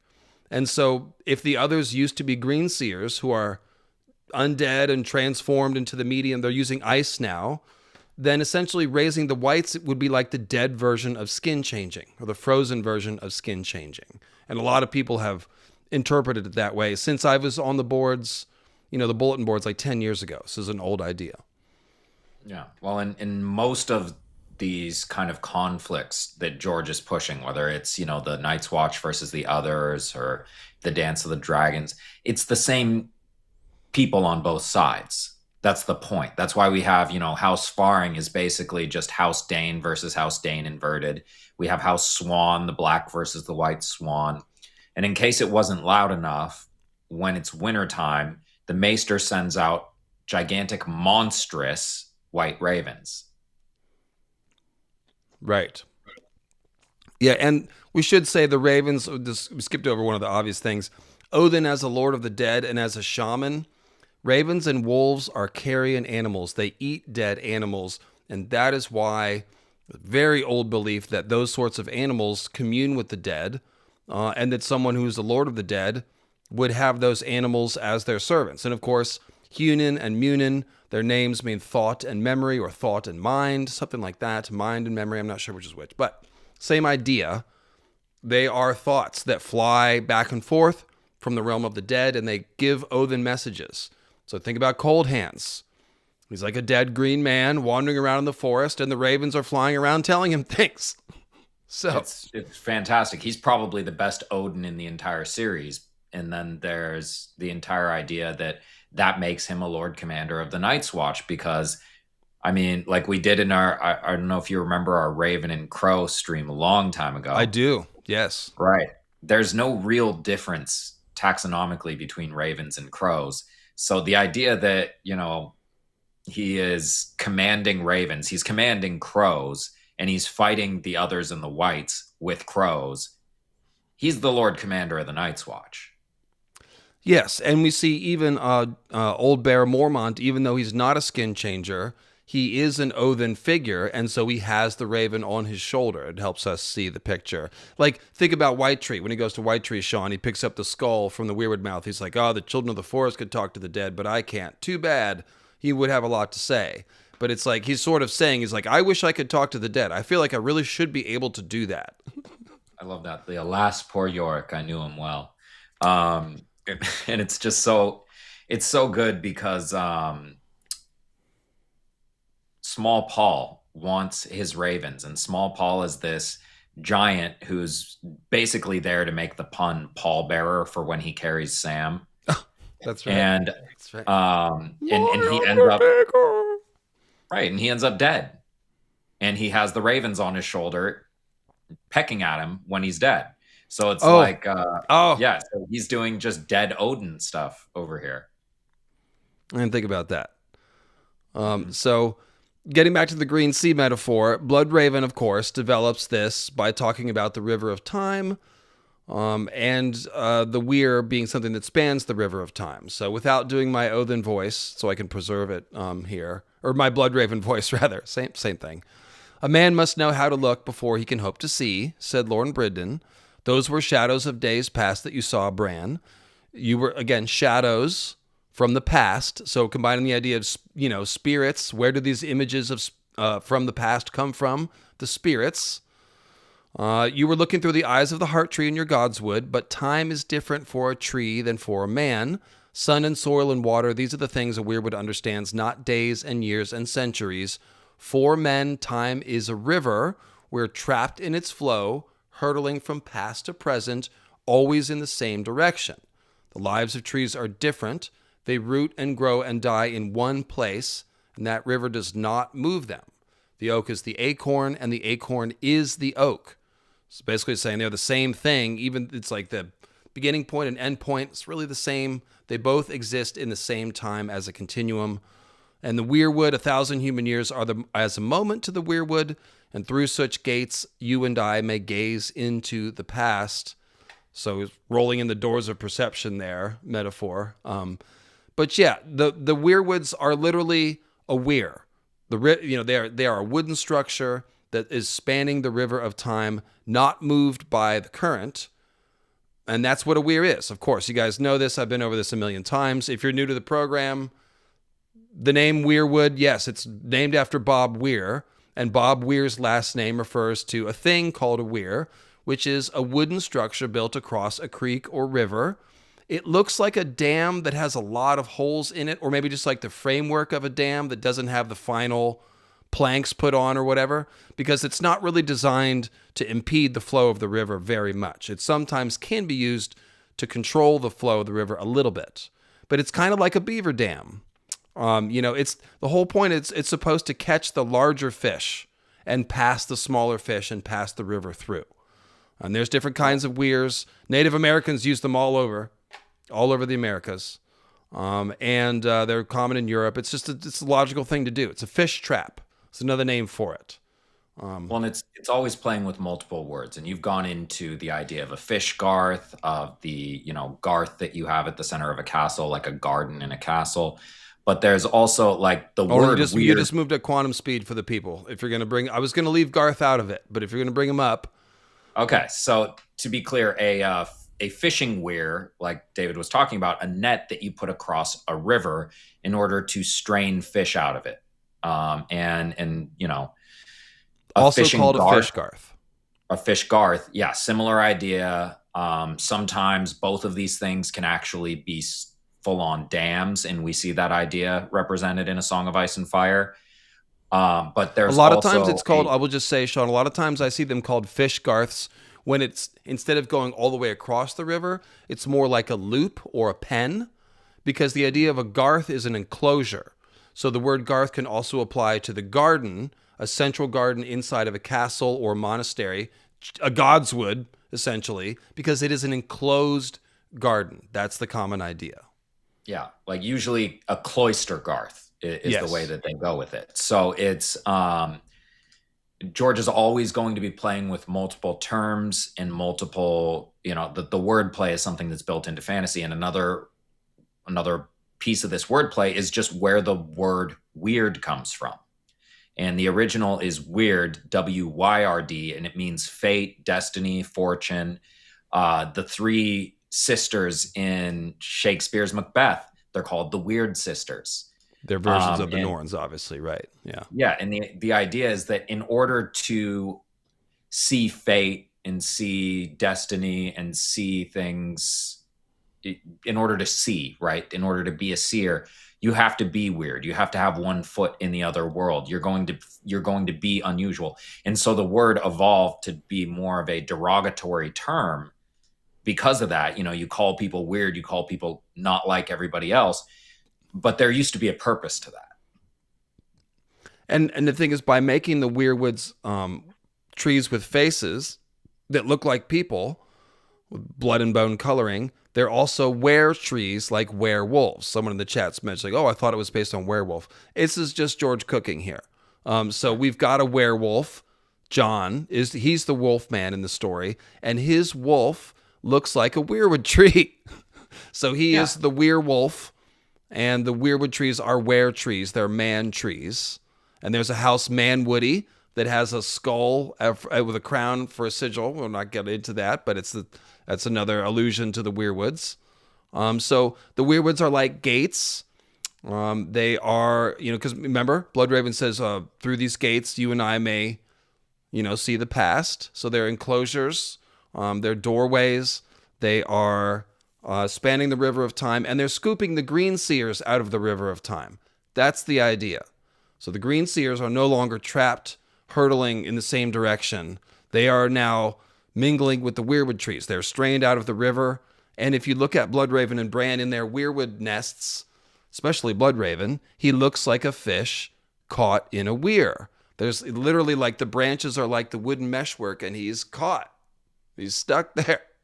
And David, we even have a character we reference with Bran and Bloodraven where he's like, he might be named after me, where he's talking about Brynden Blackfish, who literally swam through the sluice gates, a weir, and he's a fish, and he's representing Brynden Rivers, a Greenseer, and he's strained out of the river of time, the trident. So yeah, it's just, he's always playing with 12 different words, not 2.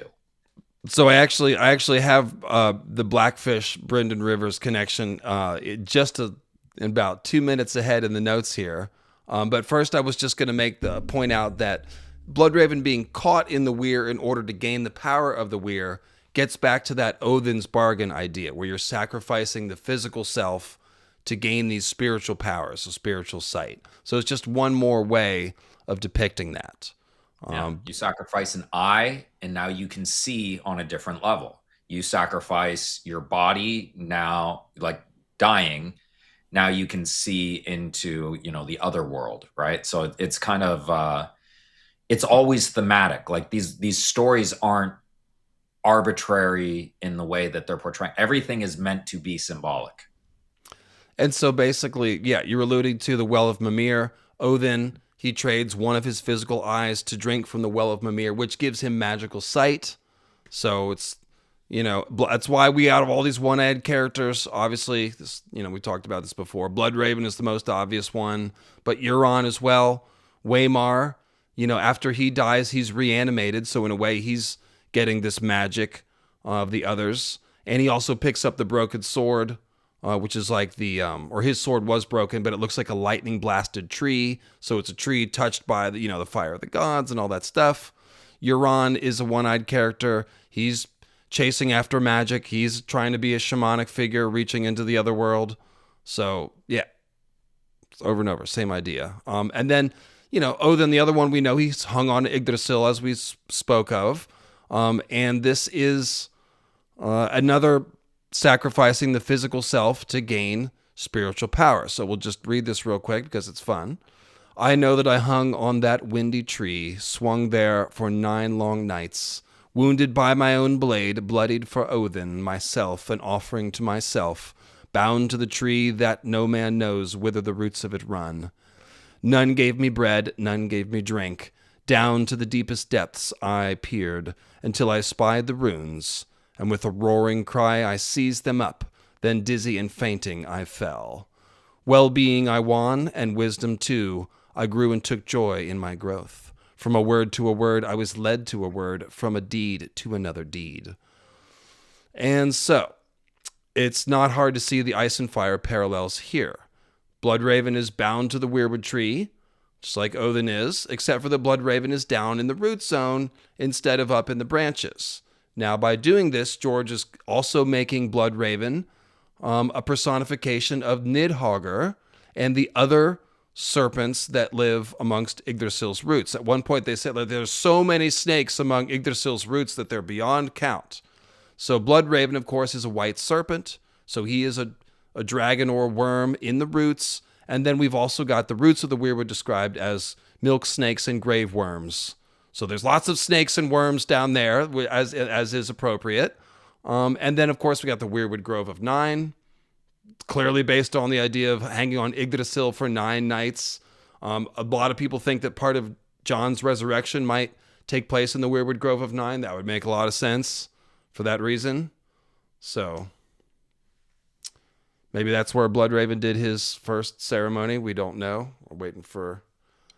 I'd love to know more about Bloodraven's past, but George has enough things to write, so...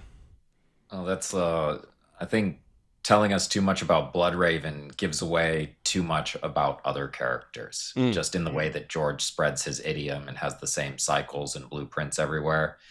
Bloodraven is like a keystone character. He's a Greenseer with the southern version of Bran for his name. You know, he's doing so many things that are indicative of the basic story at the heart of A Song of Ice and Fire.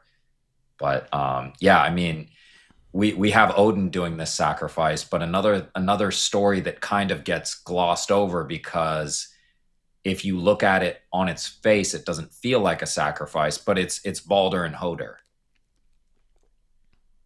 And okay. The implication is that Hoder, we know, is a blind god, and he is a god of winter. So we look at, Holly King and Oak King, with them being brothers and one killing the other with a holly arrow, a holly-tipped arrow. So the Winter King kills... Sorry? Doesn't Hoder go down to the underworld to bring Balder back? So it's complicated. He can't, but he tries. And Frigga tries to resurrect him as well.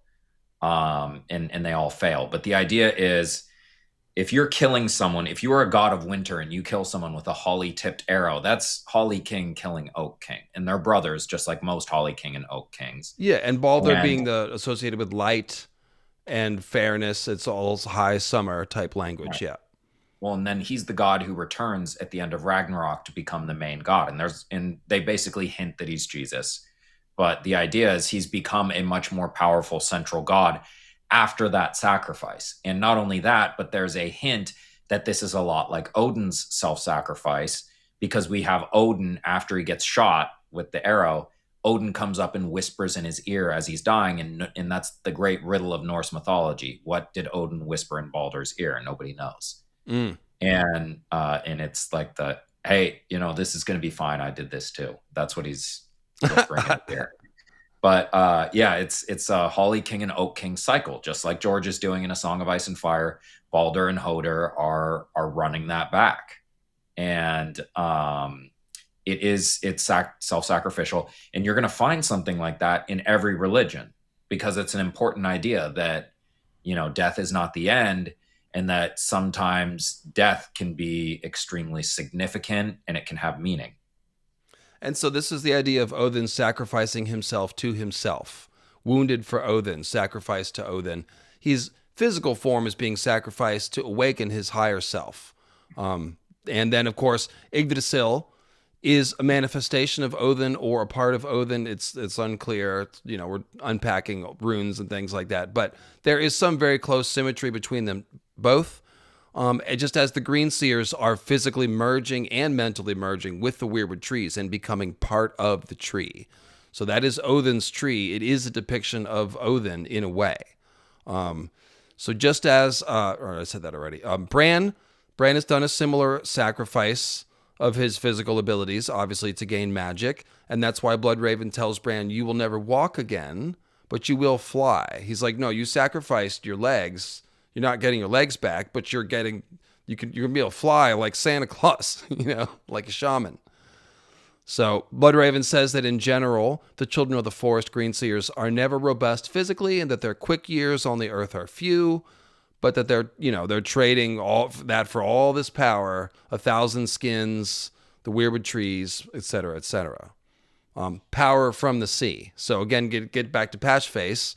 He's sacrificing his quick years and his quick intellect and all these other talents that he had for power from the sea, in a way. Well, I love that Bran, first thing he does after he has his symbolic death where he's in a coma for a fortnight, because it's always goddamn fortnight, is he says summer. He names his direwolf, but it's also just like, hey, it's summertime. The Summer King woke up, so it's summertime now. I sacrificed myself, as in I kind of let the Holly King kill me, but I'm good now. And of course, it creates the great metaphor of during winter, summer hides under the earth in the darkness, goes north and hides out the cave of night where the sun is during the, not during the nighttime. So, but let's do the Tully thing real quick. So at a place called River Run, which is a name that refers to the River of Time, by way of a book called Finnegan's Wake. And we broke that down in I forget what I called the live stream. It's something about the Tullys and River Run. And I did the whole Finnegan's Wake thing. But yes, it's about circular time and confusing books. So yes. Martin has a weird fun with the Tully boys. It's not only that Beefish swims under the weir. At the same time, Edmure Tully is made to stand on the gallows every day without ever being killed.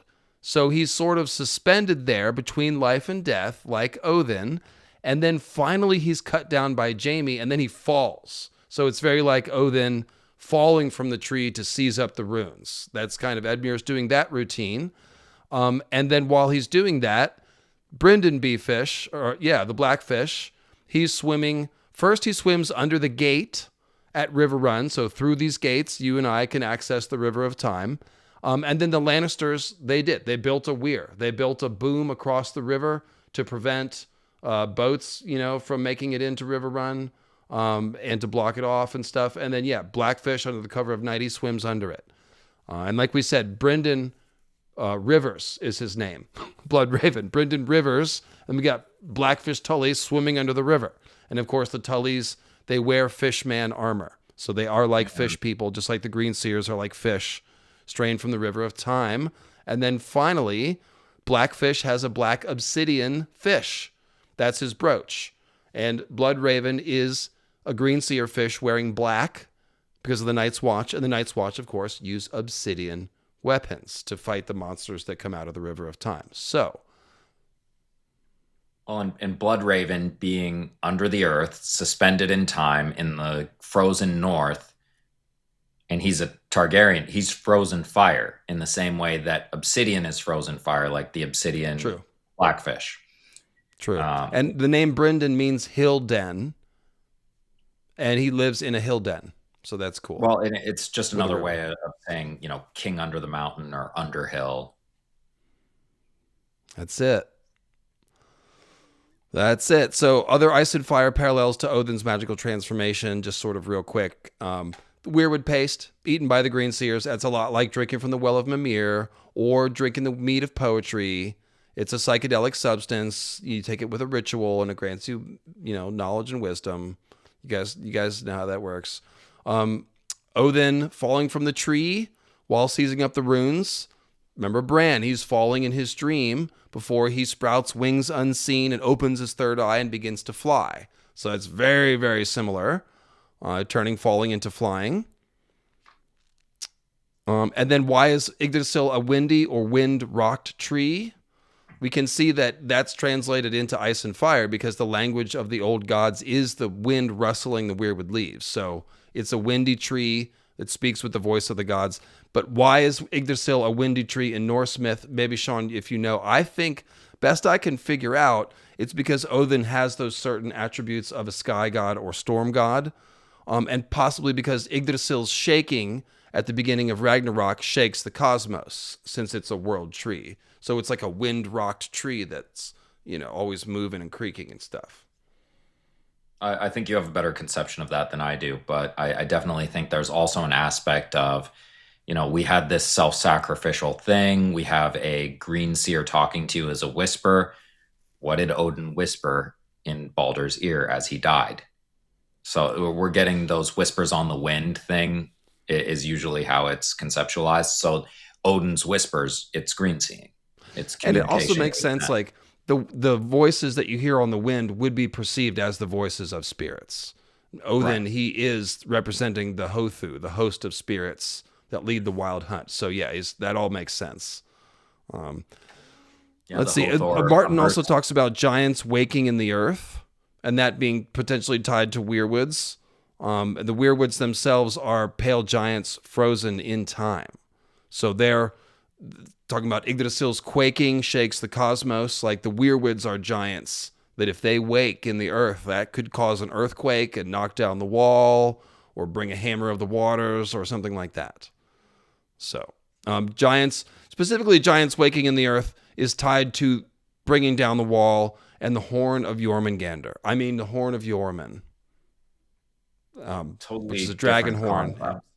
Jormungandr's a worm. So yeah, that's the world serp. Go ahead. No, I just said, yeah, totally different concepts. The horn of Jormung and horn. Totally different. And of course, Jormungandr, he encircles the world. He's clasping his tail. At Ragnarok, he releases his tail. That's like the undoing of the Ouroboros, which represents cycles of time. Ragnarok is the end of an age of time. So when the Ouroboros releases its tail, it means everything's becoming unmoored. The universe is shaking, similar symbolism. And so the horn of Jormung brings down the wall. It's an apocalyptic horn. And it's, a very close match to the Valerian Dragonbinder horn possessed by Euron. And so I tend to think that the horn of Jormung, the fake horn of Jormung that Mel tries to burn but probably didn't burn, I do think it's a dragon horn, and whether it is or not, it's definitely described exactly the same as the Dragonbinder horn. And Jormungandr is a Norse dragon, so that all seems very intentional. And Euron blowing Dragonbinder is done in part to signal the beginning of the apocalypse. He talks about these are the last days when the world should be broken and remade, as the Krakens and Sphinxes are blowing horns in his vision. Well, and one thing to remember is that there are a lot of ways in Norse mythology that the world ends. Ragnarok is the culmination of a bunch of things. So you've talked a lot about Jormungandr and how that horn brings down the wall. You've also talked a lot about Surtur with Jon and Stannis and Surtur burning down the world tree and all of that. That's definitely part of this whole equation. Nidhogger escaping from the roots of the world tree prison. That is another thing that ends the world. So Fenrir escaping his shackles. These are all metaphors for the end of the world, and they're all playing out in different ways in A Song of Ice and Fire. Yeah, the Bran's coming back from the Weirwood Cave is going to be like Fenrir Unchained. And it'll also, like Bloodraven leaving the weirwood roots, he's the Nidhogger serpent. When he leaves the weirwood roots, when he leaves his body behind to be destroyed, and he goes into his, second life, or however that ends up looking, that'll be the Nidhogger serpent escaping. All of these things are going to happen around the same time. And of course, Odin is slain by Fenrir at the beginning of Ragnarok, and his son Vidar avenges his death and slays Fenrir. But if you think about it, Bran ascending to full Greenseerhood probably will coincide with the death of Bloodraven. So in that way, Odin will be slain by Fenrir. It may not be like an antagonistic thing, but Odin will be consumed into Fenrir. Like Bran's going to absorb the weirwood net, which includes Bloodraven. So yeah. And of course, getting back to Euron, he labels the gifts that he uses to win over the Ironborn as rags and rocks, which is just a great, puntastic reference to Ragnarok and Euron being an orchestrator of Ragnarok. So. Yeah. Well, and another thing is Odin is fighting against Fenris with two wolves of its own, Giri and Freki. So, everybody having wolves in this scenario, and they're going to, sorry, we're going into winter. Summer is not long for this world. I'm sorry about it, chat. Roast me for it if you need, but Bran's dog is probably going to have to die for these metaphorical symbols to be completed.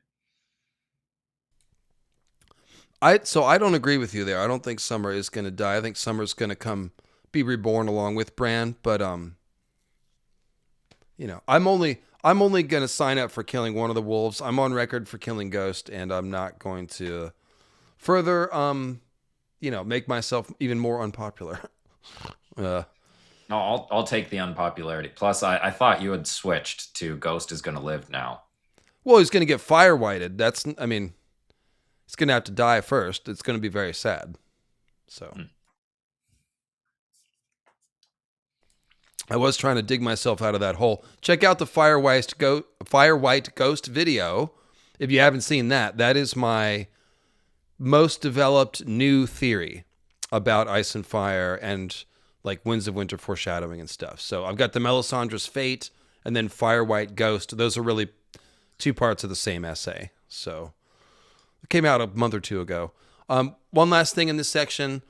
So it does turn out that the basic concept of a cosmic world tree as a central pillar of the sky, which is one of the most common and widespread mythemes in the entire world, seems to have originated with, say it with me, drumroll please, Siberian shamanism. Okay. So Norse and English scholar and folklorist Hilda Ellis Davidson notes the parallels between Yggdrasil and shamanic lore in northern Eurasia thusly. The conception of the tree rising through a number of worlds is found in northern Eurasia and forms part of the shamanic lore shared by many peoples of this region. This seems to be a very ancient conception, perhaps based on the pole star, I would say definitely, the center of the heavens, and the image of the central tree in Scandinavia may have been influenced by that. Among Siberian shamans, a central tree may be used as a ladder to ascend to the heavens. So we've talked about this many times, but basically if you're in the northern hemisphere, you can draw a line between where you're standing and the pole star, and that is, from your perspective, the looking up the trunk of the invisible tree, the world tree, because the canopy of stars overhead appears to turn around that central point. So that's the canopy of the tree. You can look at the stars as like little fruits in the tree if you want to, but that's the canopy. And the most accurate way to think about it is as the axis of the earth pointing up at the pole star. That's, the best world tree essentially. And these, again, in Siberia, you're very close. You're like in the North Pole or knocking on the door there. So it's really going to work well visually. And then if we look up at the Northern Star, the pole star, you can see the Big Dipper essentially turning around create like a wheel. And so it was perceived as a wagon wheel by a lot of people. That's why George has the ice wagon constellation in one of his little books. It became the ice dragon in Ice and Fire. But originally, I forget which, is it Bitterblooms, I think? The ice wagon is the northern constellation containing the pole star, and it carries the dead to the afterlife. And so it's same ideas here. This is the world tree. And yes, it is a ladder. It's the stairway to heaven. You can climb it to heaven. This idea is very heavy in Vedic folklore. I think they have the best version of it with the Ashvatha tree. And I'm going to make a video about that when I restart my mythology channel. But it's a shamanistic idea. So this makes sense. Odin's a shaman. He's heavily tied to this tree. It's basically a version of him. And you can see how this works. if you're climbing the tree, then you're essentially flying. So there, the shaman doing astral travel, he's climbing the tree into the stars. It's a ladder, and on to the next section. Go ahead. Gilgamesh and Enkidu make a cedar wood ladder up to the heavens in the Epic of Gilgamesh as well. It's very much the same thing. Over the last month, I've been contextualizing this as Jacob Marley's ladder. Okay. You're mixing your metaphors. They're mixing your references there. I am. And we're not going to explain it. We're going on to the next section. I mean, it's self-explanatory. It should be, So this next section is called The Prince is Riding. And we are getting into late Weirwood Compendium stuff here. So fans of the Weirwood Compendium, shout out. And speaking of riding the world tree or climbing it like a stairway to heaven, let's talk about Odin's magical horses and the stallion who mounts the world. Because Yggdrasil, being a cosmological framework of the universe, contains the 9 realms of Norse mythology. So if Yggdrasil is ultimately this central axis, this invisible tree that goes up to the heavens and is rooted in the ground, it's essentially a framework of the universe. It's like a skeleton or a scaffolding or a spine of the entire cosmos. And so you see, of course, all depictions of Yggdrasil nearly will show, the 3 realms up top, the 3 in the middle, the 3 at the bottom, attached to the 3 roots. And that's it. So Odin, mastering this cosmic tree, it grants him the ability to travel into any realm and return, which is what a shaman does. And so in this way, Yggdrasil is like a horse that Odin rides through the cosmos. Now, Yggdrasil, it means Odin's horse. And the Ig part of that, or Ygr, it means terror. So terror horse, which is kind of interesting. And it gets back to madness and, frenzy and stuff like that. And Drezel obviously means horse, but Drezel also encompasses the concept of a central pillar or a support. So it's Odin's horse, but it's like Odin's pillar, the pillar of madness. Pillar of madness, pillar of the universe. And the idea of Odin being hung upon, or hanged upon this tree that's like a horse, this comes from the idea that people being hung on the gallows are riding the gallows. So the gallows is their horse, the horse of the hanged, as it was called. They ride it into death. And similarly, Odin is riding Yggdrasil into death, only to return after 9 days with the rune magic. Now, most of you guys will also know about Sleipnir. Sean, tell them about Sleipnir, because this is another horse that gives Odin access to the cosmos. That's specifically what it does. It's not even a different idea. It's the exact same idea. When you talk about, the Yggdrasil, which Ig is YGG without, the part that Ygr is a word for Odin, or it's a title of Odin's, and it's not sure how it came about that way. They're interchangeable is the point. So when you talk about a way of becoming transportation, the tree is Odin's transportation through the 9 realms. And then when you get less symbolic about it, Sleipnir, his horse, is a method of transportation, and he rides it on the world tree through the 9 realms and wherever. So, but the point is that they are both Odin's mount. One is called Odin's mount, one is named Odin's mount, and they are both ways that Odin transports himself through realms and, in between worlds and stuff. It's essentially shamanic transportation. And another interesting thing is we were talking about like Horse of the Hanged, another way that we contextualize, being hung from the cosmic tree, that's a constellation. Right. Yes. It's like becoming part of the sky. Yeah, that makes sense. And we'll get to that. I've got that in the notes, the Horned Lord stuff. But just real quick to finish out the idea of this Odin's tree being his horse, or Odin riding these horses into the different realms. Mircea Eliade, who's well-known mythographer. Not all of their ideas are accepted, but this seems to be pretty solid. This comes from shamanism, Tungus shamans, and it's the idea of the drumming, which is often used very often. I mean, every picture you see of a shaman, he's got the drum. And basically, this is ritual drumming that's used to help shamans enter the trance state. And this drumming was perceived as the hoofbeats of an invisible horse that the shaman rides into the astral realm, or the world of the realm of the dead. So this is the origin of it, is the drumming that sounds like an invisible horse. And so we see, Odin's riding these sort of magical horses into the different realms. It's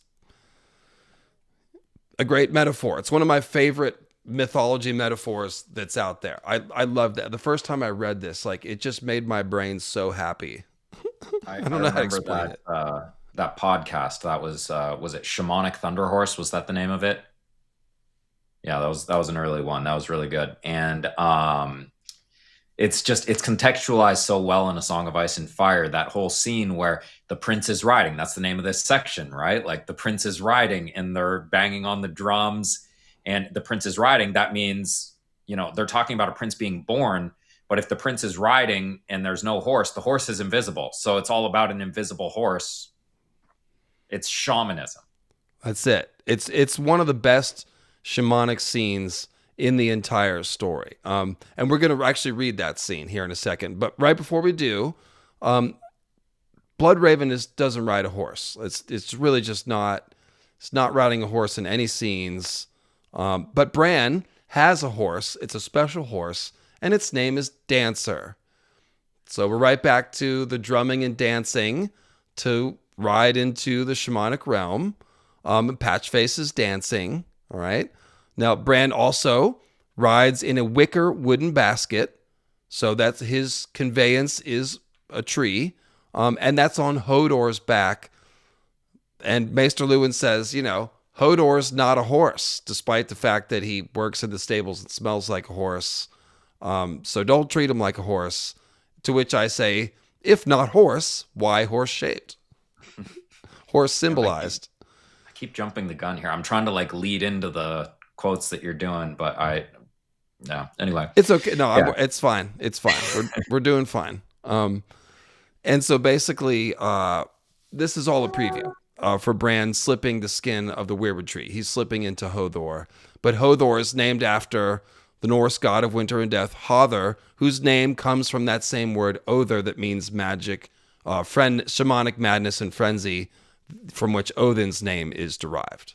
So it's all related. And of course, we've talked about it before, but when you wear the tree as a second skin, the tree branches become your antlers. So the weirwood trees are stag people. Just think about their branches as their antlers.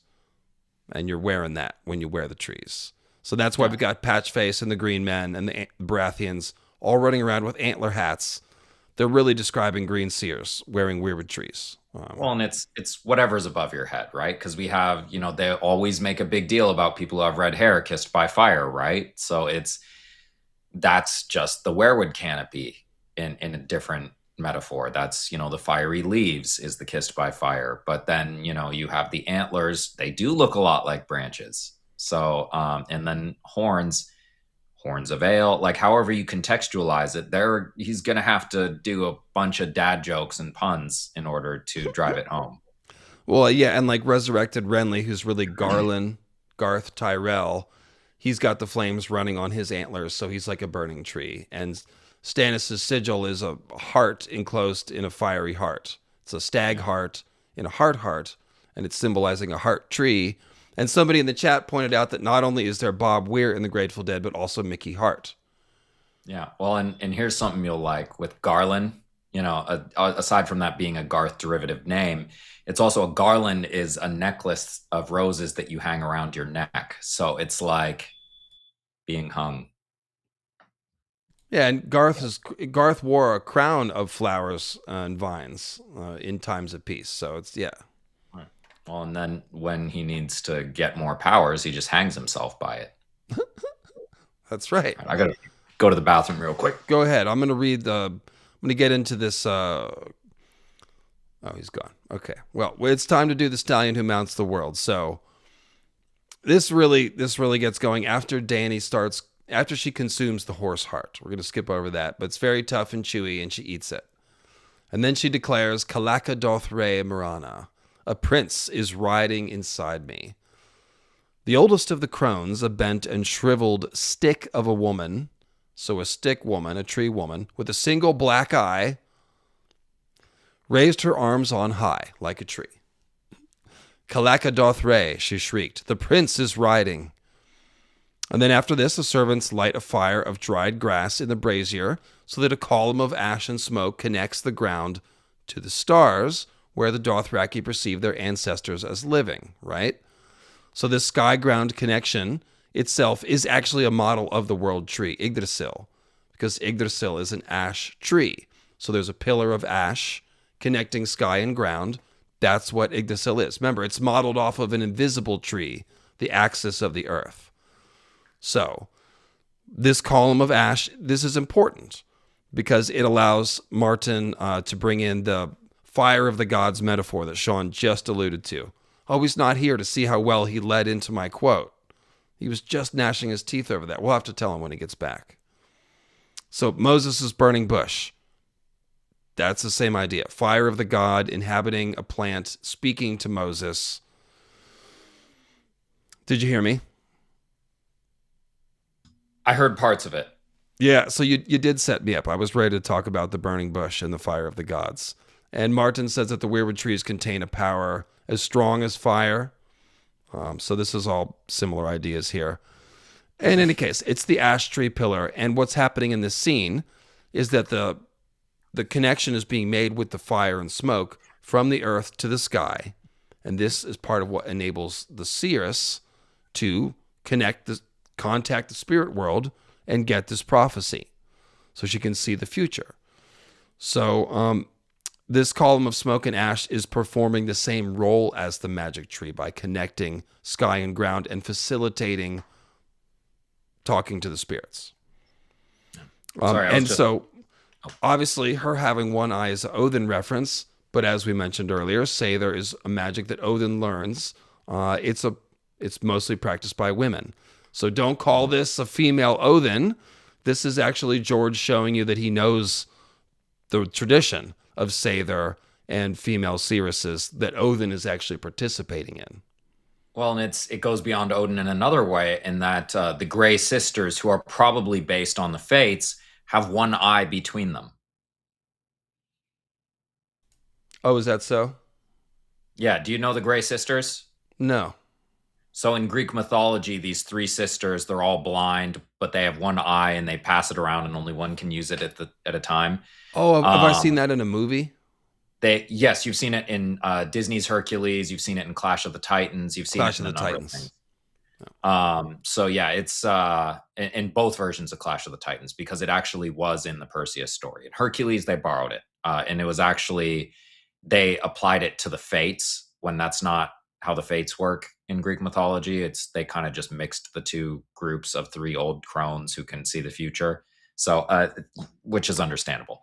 But yeah, it's very much borrowing from that tradition. And yeah, no, I had to get a blanket as well here, not just because it's getting cold in here, but because I wanted to do the whole brand paraplegic thing. Oh, is that what you were doing? I thought you were like your dog was going to sit on your lap or something. Oh, I'm very method. No, they're way too big. Way too big. That's true. I didn't think about that. Yeah, they wish. They try.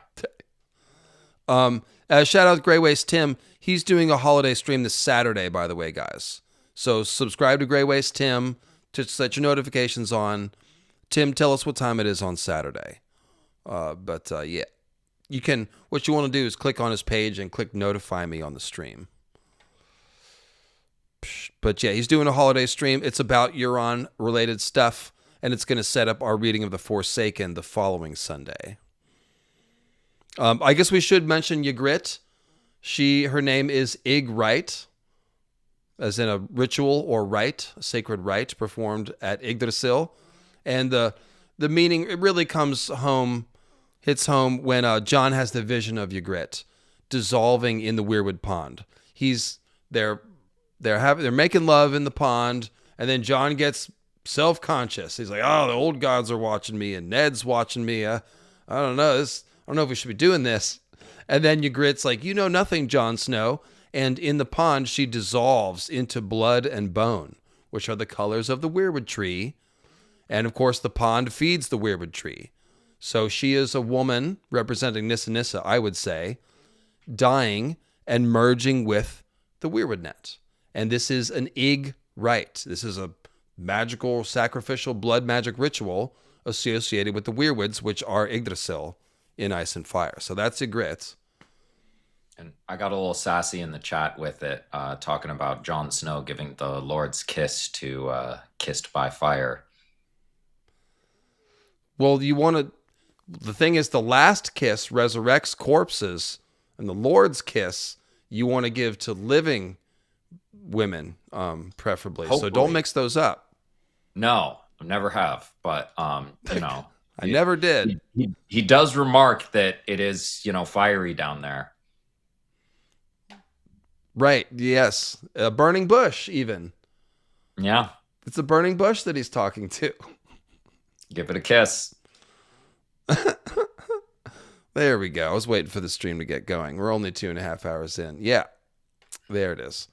So here's the rest of the scene with the Dothraki Seeress. As the smoke ascended, the chanting died away, and the ancient crone closed her single eye, the better to peer into the future. The silence that fell was complete.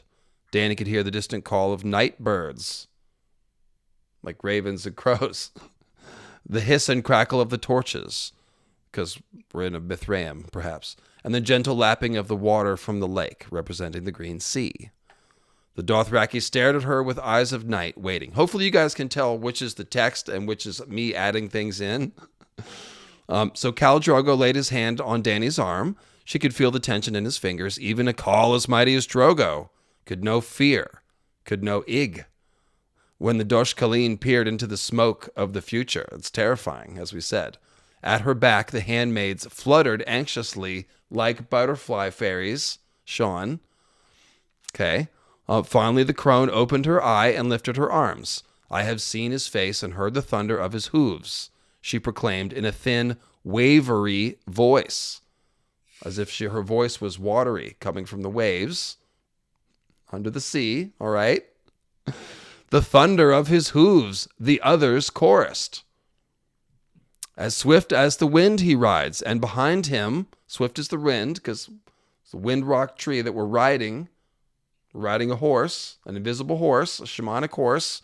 So we're riding as swift as the wind, and behind him is Khalasar covers the earth, because that's the scale that we're operating on here. It's a cosmic scale. Men without number, with arcs shining in their hands like blades of razor grass. So this is the Einherjar, Odin's warriors covering the earth. Fierce as a storm, this prince will be. Again, wind rock tree.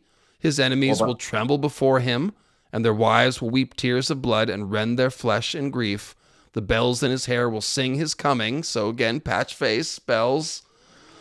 And the milkmen in the stone tents will fear his name. The old woman trembled and looked at Danny almost as if she were afraid. There's a terror again. The prince is riding, and he shall be the stallion who mounts the world. So, as Sean said, there is some kind of giant invisible horse that everyone can hear thundering, but only the seer can see it. And this is... Well, go ahead. Fierce as a storm this prince will be. If Odin is king of the gods,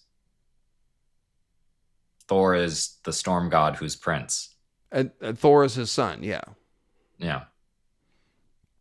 And we see in other mythologies certain aspects of Odin are adopted by the thunder god. Like Zeus is the king of gods. So he is sort of that father god like Odin is, but he's also Thor. So we can see these concepts originally probably were merged and got split. Well, and if we're talking about this storm god conceptually as Thor, we're talking about the prince's riding. We're getting into the wild hunt now, because when Thor rides, he rides a sleigh that is pulled by 2 goats. So horned animals, once again, and that's where a lot of conceptions of the wild hunt either feed into or come out of. It's either going to be Odin or sometimes Thor, but usually it's Odin. And this is one of the conceptions of it. So he's going to be the stallion who mounts the world. we're once again kind of combining two things. When George brings a character in, he brings the black character and the white character in to make a gray character. He brings the hero and the villain. So the hero here would be Thor fighting Jormungandr. So when we talk about mounting the world, that's the Jormungandr serpent. Well, and Danny's son, like, oh, he's this great horseman, but who's Danny's ultimate child? Well, it's dragons, serpents. Right. And they're going to be riding dragons. The stallion who mounts the world really is a dragon. And it's so going to be blurring Drogo, yeah, or Drogon. Right. Yeah. So we're blurring the line between those two things again. It is Thormungandr, if you want to get technical. And the prince is riding, and he shall be the stallion who mounts the world. So we combine those two things, which really, they're both just kind of different jobs that Odin has. It is Odin's job to end the world. He is the one who sets up all of this stuff. He's the one who throws the Jormungandr serpent into the sea.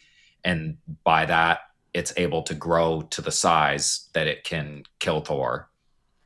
He's the one who puts Hela down in the underworld and gives her the power over the dead, who then fight as an army against Odin. He's the one who chains Fenris, and now Fenris has a motive to want to kill the gods, because Fenris liked the gods before that and was best friends with Tyr. So Odin is one of the architects of Ragnarok, lest we forget. And so when we talk about Thor as a part of Odin's personality, he's one of the reasons why Ragnarok happens. Yeah, he's fighting with Jormungandr, and the other cool thing is that this stallion who mounts the world prophecy, everything we're saying about it, yeah, like Drogon is the stallion in the literal terms, but all of this is clearly referring to a Greenseer riding the weirwood tree. So we're getting back to Bran as the prince who is riding. He's riding the invisible horse of the weirwood, and so yeah, you can. It's really awesome how George is referring to Greenseers and Drogon here. And he's also alluding to Patchface multiple times in this chapter. So it's a really great passage. And it's George showing you that he understands the shamanic horse concept. It's an invisible horse. Everyone can feel its presence, but it's not really there. And it's happening while the one-eyed seeress gazes into the future. It's really perfect.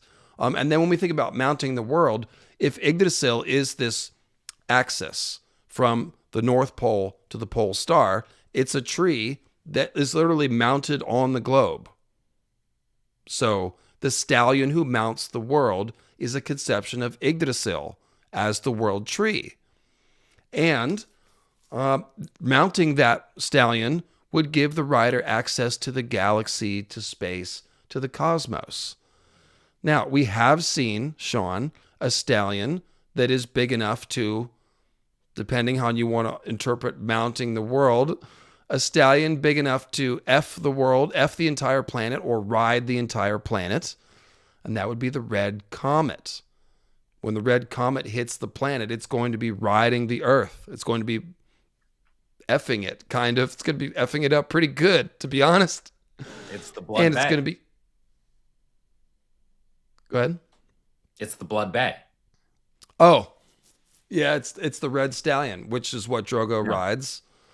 And of course, in Drogo's funeral pyre, he seems to ride two horses. First, there's a smoky stallion emerging from the pyre. It's a gray horse, like Sleipnir is a gray horse.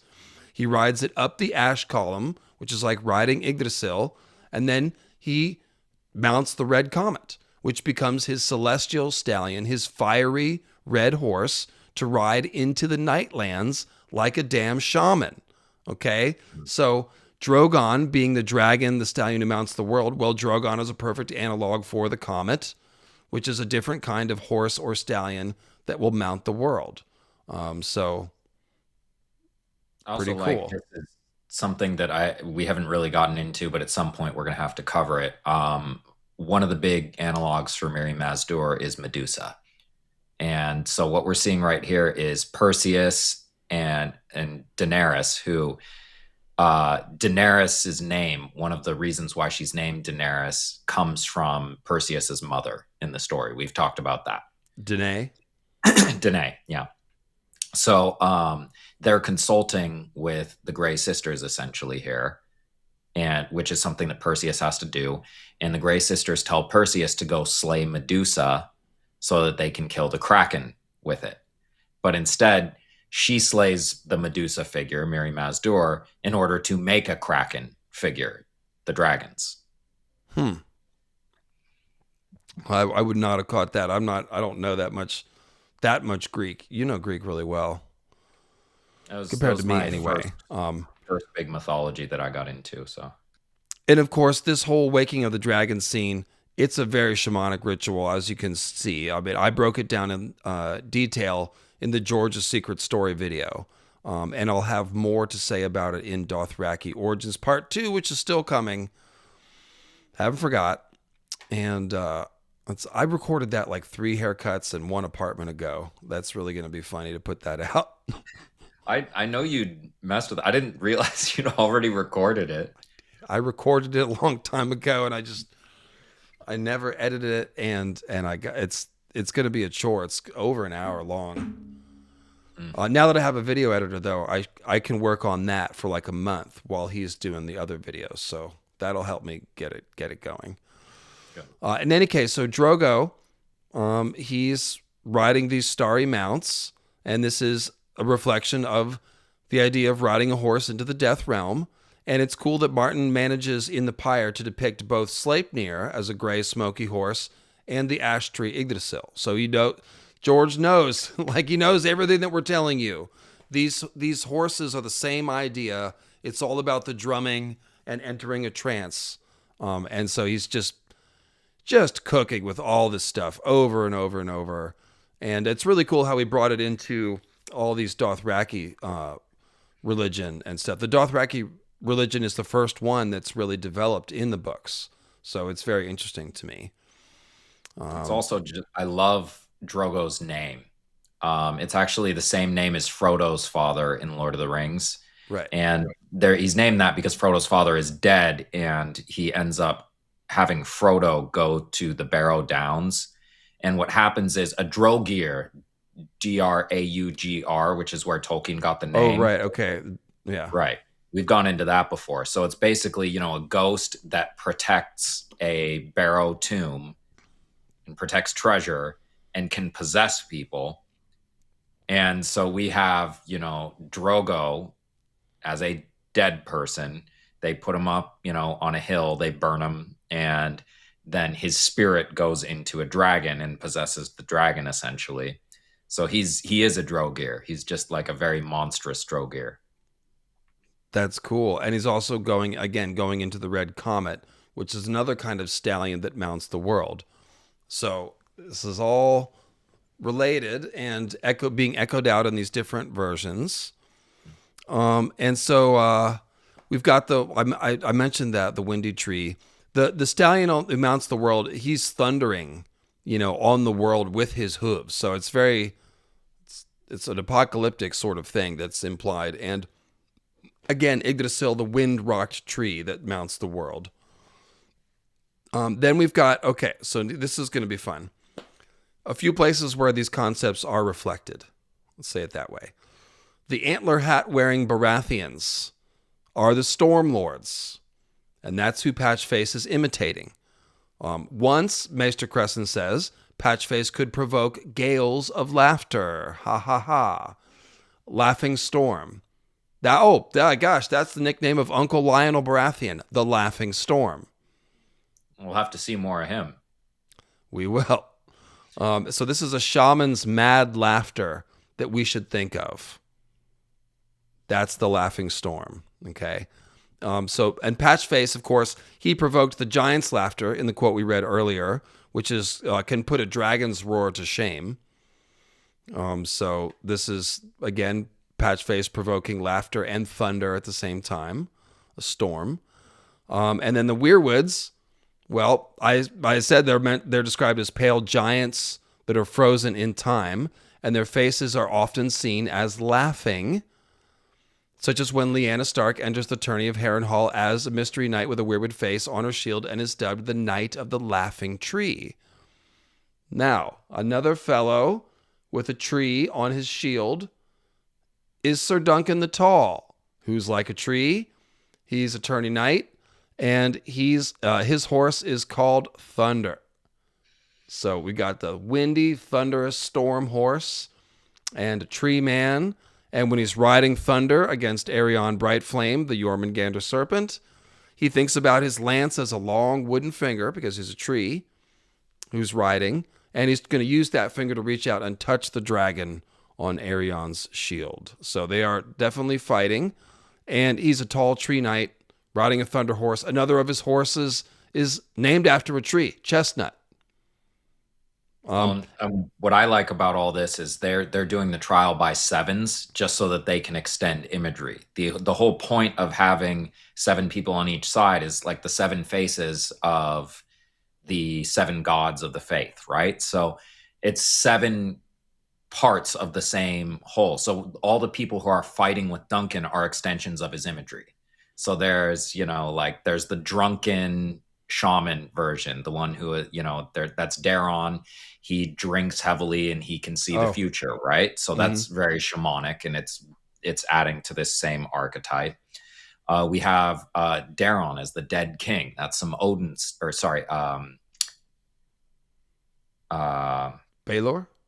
Baelor as the dead king. He's, named after King Baelor from Gaelic mythology, but he's Odin is a dead king. He's a god of death who goes in and out between those two. Okay, realms. Well, we can't do the whole symbolism of the hedge knight. Right. But anyway, that's the point, is we should be seeing this shamanic dance play out here. And another thing we should kind of fold into this archetype is that Greek and Roman mythology had wind spirits called anemoi or venti, depending on which language. And when they were a little bit more chaotic, they would shape into horses that could fire lightning and thunder. And so it was, they fly on the winds and in the clouds. And that's just the Wild Hunt. That's the Hothu of the Wild Hunt, which I'm trying to get us to. We're almost there. The other thing about Dunk is that he, at a different tourney, has a shield with a hanged man and is dubbed the Gallows Knight. So you might have a tree, you might have a hanged man, he might be riding a thunder horse. At this point, you guys can easily recognize all this crap. So, bottom line, George likes him some Odin, Yggdrasil, Sleipnir symbolism, and mythology. And this is also why, as Sean mentioned, he places a constellation in the sky called the Stallion by the Westerosi and the Horned Lord by the Wildlings. So, Odin is the original Horned Lord of Death and Resurrection. Like we said, Pan, Cernunnos, Odin are all related figures. And Odin rides different magical horses in the sky. So when John, when he sees the Stallion / Horned Lord constellation and goes, oh yeah, Stallion, Horned Lord, same thing. It's riding the sky. Just like Drogo's smoky stallion and his fiery horse riding the sky. It's all about shamanism. So as you can see, there's a lot of shamanism in A Song of Ice and Fire. Just a lot. And then perhaps my favorite Shaman Thunder Horse scene. It's right up there with the one we just read. But this is going to be... do you have the script in front of you? Do you want to read this one? Yeah, I can do that, yeah. And in the heart of the wood, the weirwood waited with its knowing red eyes. Theon stopped by the edge of the pool and bowed his head before its carved red face. Even here he could hear the drumming. Boom, doom, boom, doom, boom, doom, boom, doom. Like distant thunder, the sounds seemed to come from everywhere at once. The night was windless, the snow drifting straight down out of a cold black sky, yet the leaves of the heart tree were rustling his name. Theon, they seemed to whisper. Theon. And while Dave's still gone, anytime they say boom doom, I'm of course going to bring it back to Lord of the Rings with the boom doom drums that they have, drums in the deep, when the Balrog comes up from the bowels of the earth like a volcanic eruption in order to fight Gandalf the Odin. And we have those same boom doom drums at the Red Wedding. That's You are right. I the forgot they were at the Red Wedding. I've got these two other places where they are. I forgot they were there too. Yeah. And yeah. Rob gets feathered like a weirwood tree, and Cat gets thrown in the green fork, and all that stuff. Yeah. And then there's so these are the Umbers drums that are boom dooming in the Godswood here, and we can see the drums have become a disembodied thundering. It's coming from everywhere, so it's as if it's coming from the spirit world. This would more shamanic hoofbeats, essentially the hoofbeats of this horse. And this is, of course, coming as Bran is communicating to Theon through the heart tree. So it's the symbol that's being evoked at the right time because we've got Greenseers communicating, just like with the crone, the invisible horse is riding when she's communicating with the dead spirits and seeing the future. Of course, there's also the leaves rustling when there's no wind, which means that there's like a magical wind that's not a wind, just like the horse that's not a horse, that's not really there. And that's, again, speaking means the old gods are present and they're speaking. And indeed they are. Theon hears his name. So this is a perfect demonstration of how this all works. You mentioned the Red Wedding. There's also Jon's Azor Ahai dream. We got the boom doom drums there. That dream is probably either implanted by Bloodraven or at least tinkered with by Bloodraven. I think it's a 100% Bloodraven production, that dream. I think it's just trying to teach Jon, yeah? That's the title slide. When you start the movie, it says a Bloodraven production. But yeah, it's the boom doom drums. It's, like I said, it's straight out of Tolkien, right? The boom doom drums in the deep. And spoiler alert. And that's because the Balrog is coming out of the deep place, basically the underworld. The Balrog, yes, the Balrog is doing some underworld stuff, but mainly the Balrog is symbolizing a volcano. They wake it up. It was slumbering. They wake it up like an inactive volcano. And then he and Gandalf fall to the very bottom of the mountain in the bowels of the earth, right? And they fight their way all the way back up to the top of the mountain peak like an eruption. So it's the Balrog is doing this boom doom drums thing. It's an eruption. That's the same thing that George is doing every time with these.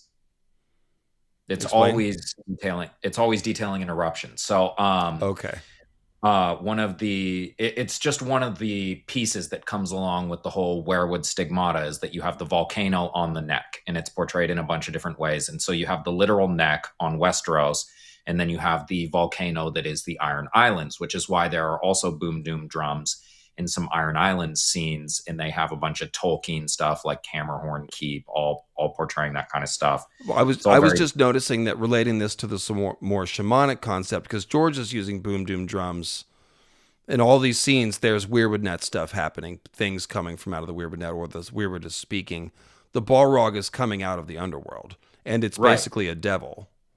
Well, but it's also doing shamanic stuff because Gandalf is the one fighting it, and he's an Odin figure, and he of course dies, and then he's resurrected because of it. So it's kind of like his sacrifice, and he gets new power with it, as any good Odin figure would. But yeah, it's in all of these scenes, like you see Umber, and he has the obsidian glass eye, so he's doing an Odin thing for one. Just like, Gandalf, but that's frozen fire. So you want to talk about, a hibernating volcano, that's like frozen fire. Oh, I see. Yeah. Yeah. He keeps the same pair going. I see. Yeah. Right. So I forgot that it was crow food. Yeah. So he's got the one eye. That's right. And he's the one beating these drums. So that's even another layer to it. Yeah. That's great. Right. While Bran speaks to Theon.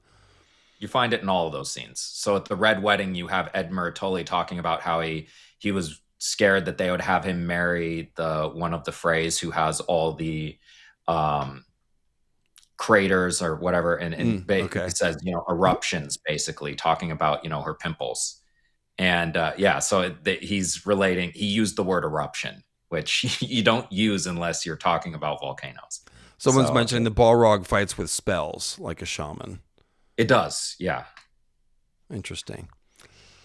And then, so in Jon's scene, he is not only is this dream from Bloodraven, where he's hearing the boom doom drums. This is the Azor Ahai dream, where he's on the wall. He is leading the dead, and he is currently dead and needs to be reborn. And this is something that may happen with the help of weirwood magic, into the sea and out again. And at the very least, John's going to be reborn from his werewolf. So it's the same idea, coming back from the weirwood net, coming back from the Green Sea. There's also Stannis attacking King's Landing. We get the boom doom drums there, and it's like 1,000 ships with one heartbeat. So it's the hive mind idea, the heart tree idea, wooden ships. The weirwoods are ships to sail the Green Sea with. And these ships in Stannis' fleet, they have names like Stag of the Sea, other Baratheon-inspired names. And then most of the ships belong to the Velaryons, whose sigil is a seahorse.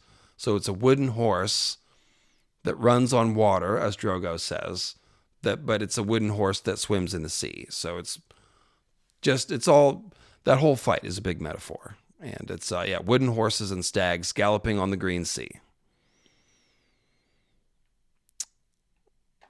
And then talking about Theon's scene, again in the Godswood, there's this one, of course, where Bran's vision of the sacrificial victim having his throat cut in front of the Godswood. Would you read that for me? The woman grabbed the captive by the hair, hooked the sickle round his throat, and slashed. And through the mist of centuries, the broken boy could only watch as the man's feet drummed against the earth. But as his life flowed out of him in a red tide, Brandon Stark could taste the blood.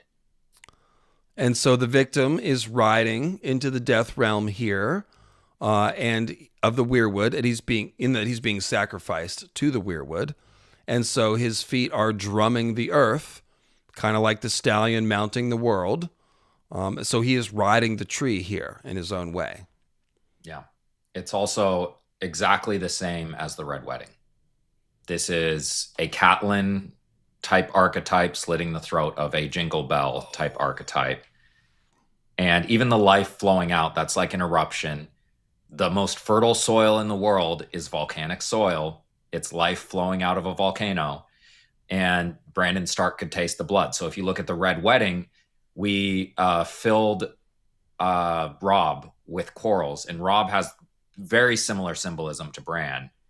And so he turns into a tree right next to Catelyn as she's clawing her eyes and then slits the other guy's throat. And their blood essentially would be flowing into, tree Robb.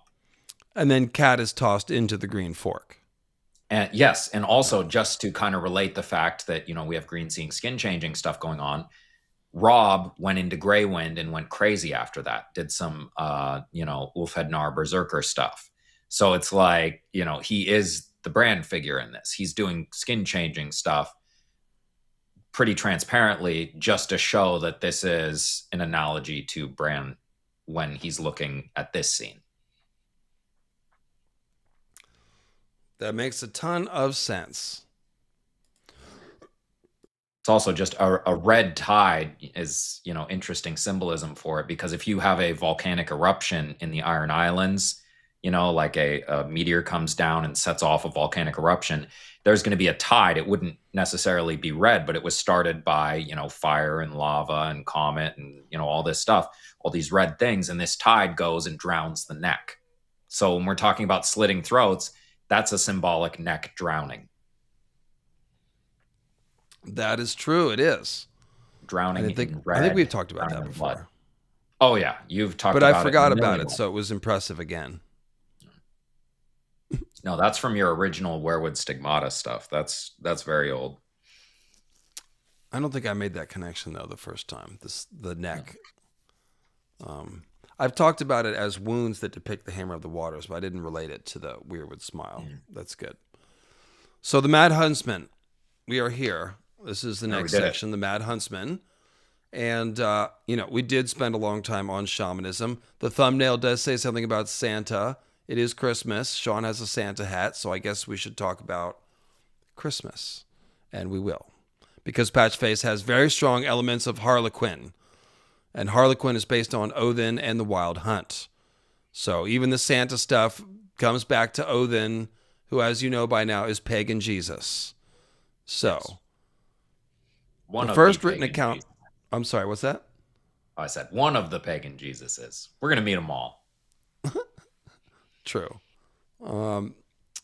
Yeah. Oh, and it is Woden's Day today. That's right. I didn't even think about that. Oh, good. That's River Mist Faye, who, again, We did it made my on mug. purpose. What's that? We did it on purpose. On the bottom of the mug, by the way. Oh, very good. Yeah. Yeah, I was going to have to get something made by her at some point. She's a great store. Yeah. Yes, she does. She's on Instagram, River Mist Faye. So the first written account of the Wild Hunt actually does place it in this, is the first written, not the oldest version of it, but just the first written account of it, which is in like 1000 AD, I believe. And it does place it in the sky as a procession of dead spirits and people and animals. This is where Santa's flying reindeer come from, in part. And Sleipnir is what Odin rides when he's in front of the Wild Hunt. So it's same idea with astral flight and all that. More often, the Wild Hunt is in the forest, on the ground. But it's always a procession of the dead. Always. And it's usually the woods. The thing they're hunting for is more people to join the procession. That's what they want. And often the members of the Wild Hunt have been exiled from the realm of the living, and they're in the hunt as a sort of limbo. It's like they're running around without a place to settle down. It's sometimes as a punishment or the result of a curse. Sometimes people tarry too long in the fairy realm, and then they can't come back to the physical world, so now they're stuck in the Wild Hunt. Yeah. I think one thing that I want to emphasize here is why we have wild hunts in every mythology. And when you look at the very basics, it kind of goes back to what you were talking about as this spectral wind or the wind shaking the trees. There are things that go bump in the night. There are loud noises in the night. The wind makes sound through trees. And these things are scary to primitive man. And so they were conceptualized as a wild hunt going over. So, hey, you don't want to deal with all that craziness. You better lock your doors and stay inside. You don't want to deal with the wild hunt. So it's flying usually because the wind is flying. It's taking place in a forest most of the time because it is a natural process.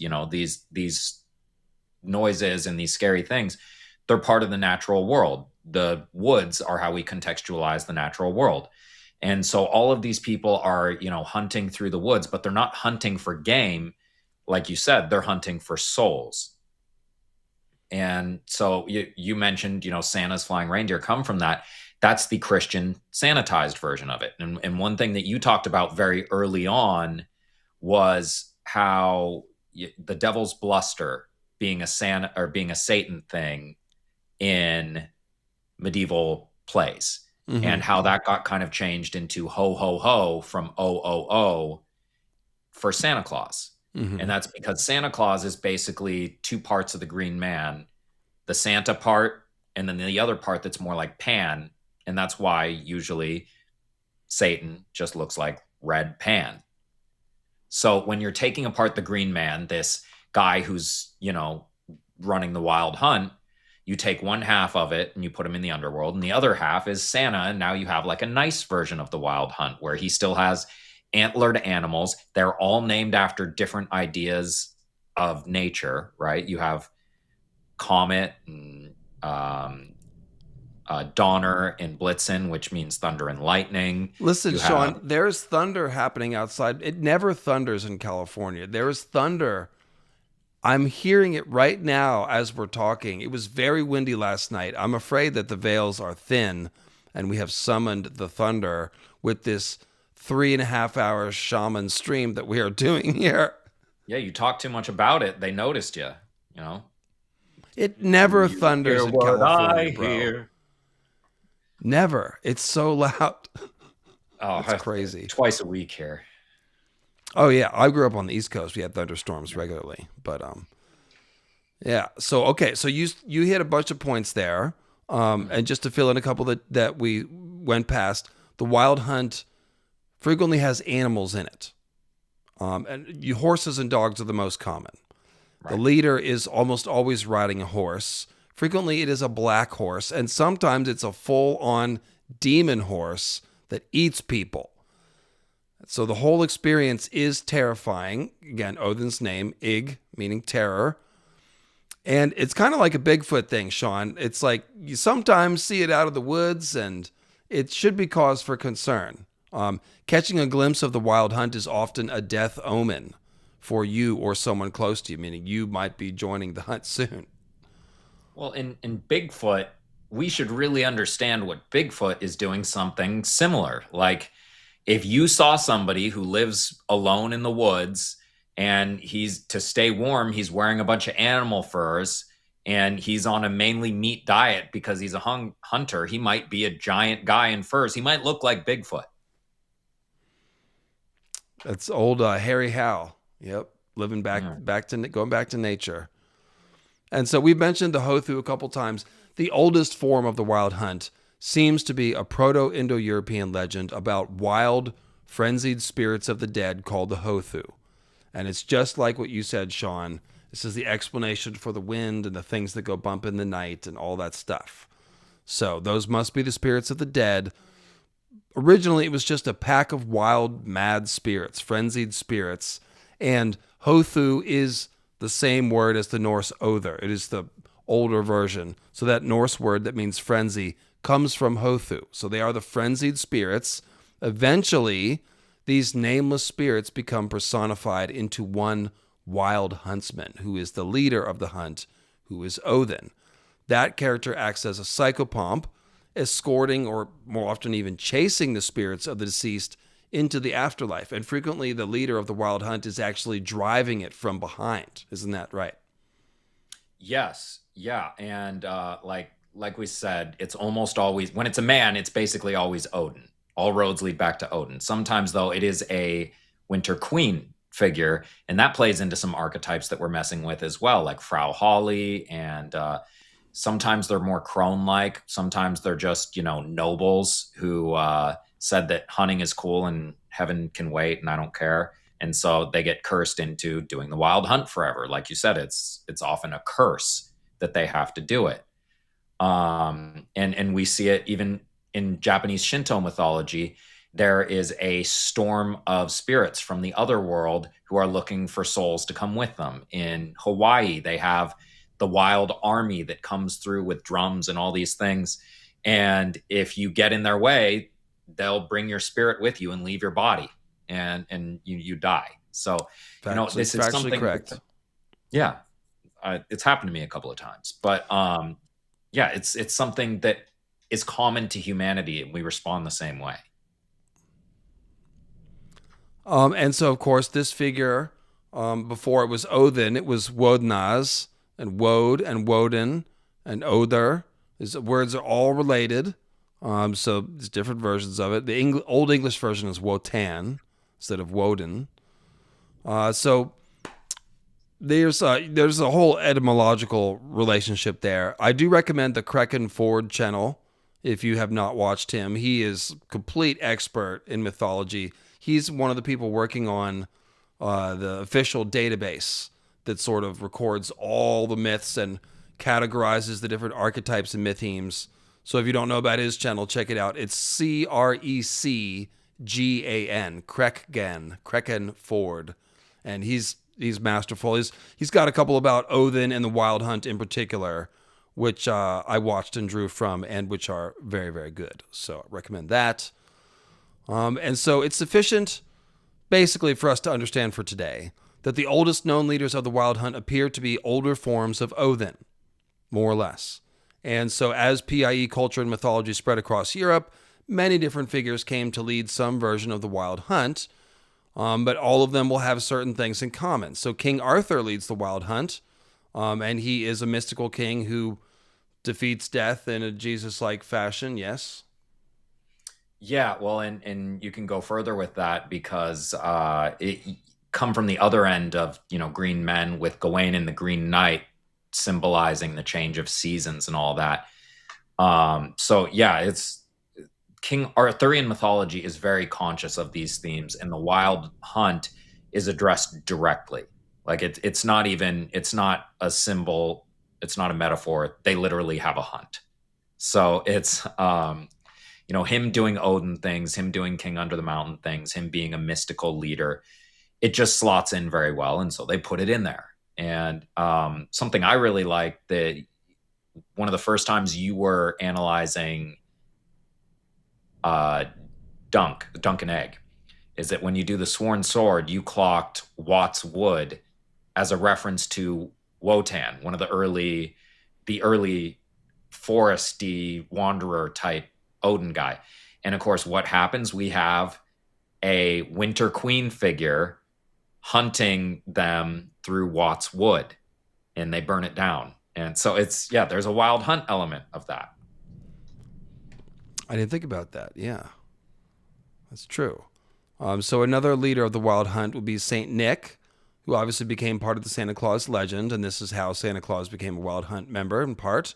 The devil, sometimes just straight up the devil, because again, the demon horse is leading the hunt sometimes, and this is a more predatory version of it. And then, of course, French Harlequin. Right. That's the one we're going to talk about the most. But right away, just to spot a couple ice and fire parallels. So now it's pouring rain. Sean, we did this. Holy shit, bro. Look, they call it a rain dance for a reason. You start drumming and you bring the thunder. You did this.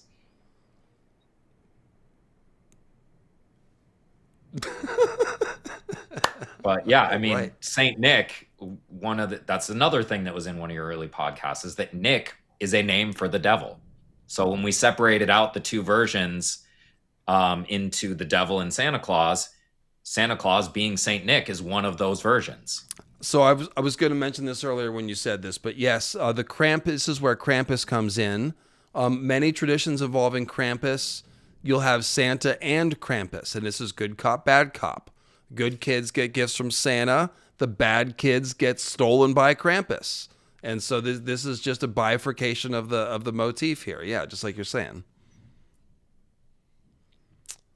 And of course, Krampus looks like Pan, but evil. Yeah, right. Exactly. I mean, it's a short hop, skip, and a jump from Krampus to the goat-horned Christian devil. And so, again, talking about ice and fire parallels, there's a fellow working with Beric and the Brotherhood called the Mad Huntsman. He's the one who captures Sandor Clegane, a.k.a. the Hound. Remember I said horses and dogs in the Wild Hunt, and Sandor rides the horse called the Stranger, named after the death god of the Seven, and he bites people. He literally is a demon horse that eats people. So Sandor is all ready to join the Wild Hunt, which is what happens when the Mad Huntsman captures you. The Mad Huntsman, that's just a name for Odin, who leads the Wild Hunt and is named the Mad God. Well, and George is definitely playing with this idea, but there is a reason why the huntsman takes the heart of a stag in Snow White. And yeah, George is playing with all of these things. So like these fairy tales, roads lead back to Odin. But always back to Odin. Yeah, it really does. I love it. And so let's see. Beric, like I said, the Mad Husband works for Beric. We mentioned the reindeer. His name is Dondarrion. So this is a reference to Dundar and Donner, the German and Dutch words for thunder.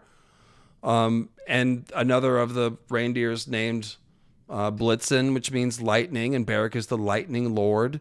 He has a starry cloak as if he's flying in the sky. And he lives in a weirwood cave because it's ultimately the Greenseers who are really flying in the sky and doing all this Odin stuff. He's very much doing Bloodraven. Right. He symbolizes Bloodraven. One eye in the weirwood cave, black cloak, scarecrow knight, both of them. You missed it when you walked out. The Dothraki crone was a shriveled old stick of a woman. And that works on multiple levels too, because, being a death goddess here, the river Styx. Oh. Didn't even think about that. You ever heard that phrase, pick up sticks? No. Where's that come from? Well, it's like a nursery rhyme thing, but it ends up being, a reference to death. And we don't need to go into it because that's huge rabbit hole. But yeah, we're closing in on hour 4 here. Another of the reindeer, Santa's reindeer, is named Comet, of course. So lightning, thunder, comet, these are things you find in the sky. Mm-hmm.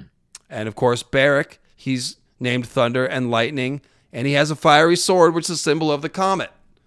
So he's at least 3 reindeer deep. And he's, then in other words, he's Prancer. You had the shadows dancing in the tent in order to make them. So it's and that is a huge part of the shamanic process, right? Is like when you are on drugs or you're finding that higher elevation of whatever. Like one of the things you do in addition to drumming, when you start drumming, people start dancing. Like that's part of the shamanic process. Is that you're dancing between realms. And so, yeah, that's exactly right. And that's what Beric has done. He's come back, of course. He is undead. When we meet him, he's a dead spirit living in a weirwood cave with lots of parallels to Bloodraven. So, and he's 3 reindeer deep on the symbolism there. Then we've got Cold Hands. We mentioned Cold Hands. Oh, what's that? Sorry, I have one more. You remember, so there's the Brotherhood Without Banners, and then there's the precursor to it, the Kingswood Brotherhood. You remember them? Mm-hmm. And they were led by the White Fawn, female wild hunt leader, Vixen. Oh. That's one of the other reindeer. So it's... White Fawn. Okay. Yeah, that kind of tracks. What are the other reindeer names? Didn't we get all of them? No, not by a long shot. Okay, so I thought there were just 7. No. We did. Okay, so Dasher and Dancer, Prancer and Vixen, Comet. So hold on. Go so slow. Jesus Christ. Okay, sorry. Dasher we missed, but Dancer that's is Bran's horse, though. Yeah, Dancer is Bran's horse, but it's also just Dancer and Prancer. It's dancing between worlds. Vixen we covered. That's like the female reindeer matched with, so there's a sexual symbolism there, because what is a reindeer if not a fertility symbol? And then we have Comet, we talked about Donner and Blitzen. Cupid, so love, right? Why would that be up there? It's just part of the natural process. And also realistically, another thing that happens when you start doing drugs and playing music and dancing is people have sex. I've heard that. When I went to a Christian Baptist school, and they always said dancing leads to intercourse, and that's why we can't have school dances. Very sad. Because they knew about shamanism. They're not wrong. That is the path to the devil, and I took it. Any case, so Cold Hands, he's doing a wild hunt routine. And he's very Odin-like. He is chasing around the dead whites, trying to put them back in their graves. He's also leading processions of children who've been taken to Otherworld. He's doing a psychopomp thing by picking people up from the Night Fort, bringing them to the land of the dead, bringing other people back, and putting them back in the land of the living. So he's operating the whole psychopomp routine. And he himself is an exile. Okay, just like many people in the Wild Hunt are exiled. And obviously he's not wearing the antlers on his head, but he's riding an elk. He may have been hanged like Odin because he's got the rattling voice and he's covering his neck and mouth with a scarf. So he's probably either throat cut or hanged, one of those two. And so, yeah, that's Patchface. He also hunted down... Or Cold Hands, rather. Yeah, he also hunted down men, Night's Watch people, and like pigs, like a normal hunt would hunt down pigs, and then he fed it to them like they were, and told them it was pork. Yeah, well, so first he killed all those mutineers. So those people deserve to die. Cold Hands came and collected them. And then he turned it into a hunt and served up the meat like pig. And it's a direct inverse to what was going on with Robert being a leader of the living wild hunt. So Robert hunts for boar and he finds one and it kills him. But yeah, it's the exact same idea. Love Cold Hands Robert parallels, Sean. Yes. Man, can you guys hear the rain? It is so loud. This mic kind of drowns out the background noise, but... Oh yeah, we can't hear it at all. It's like a downpour right now. Well, it's a great review for your mic. And you just got one of these, right? Yeah. Yeah, you sound noticeably better today. There was comments when you first, There That's was true. And I comments got when we first started up. Oh, Sean sounds better. So we got to get Tim one of these. yeah.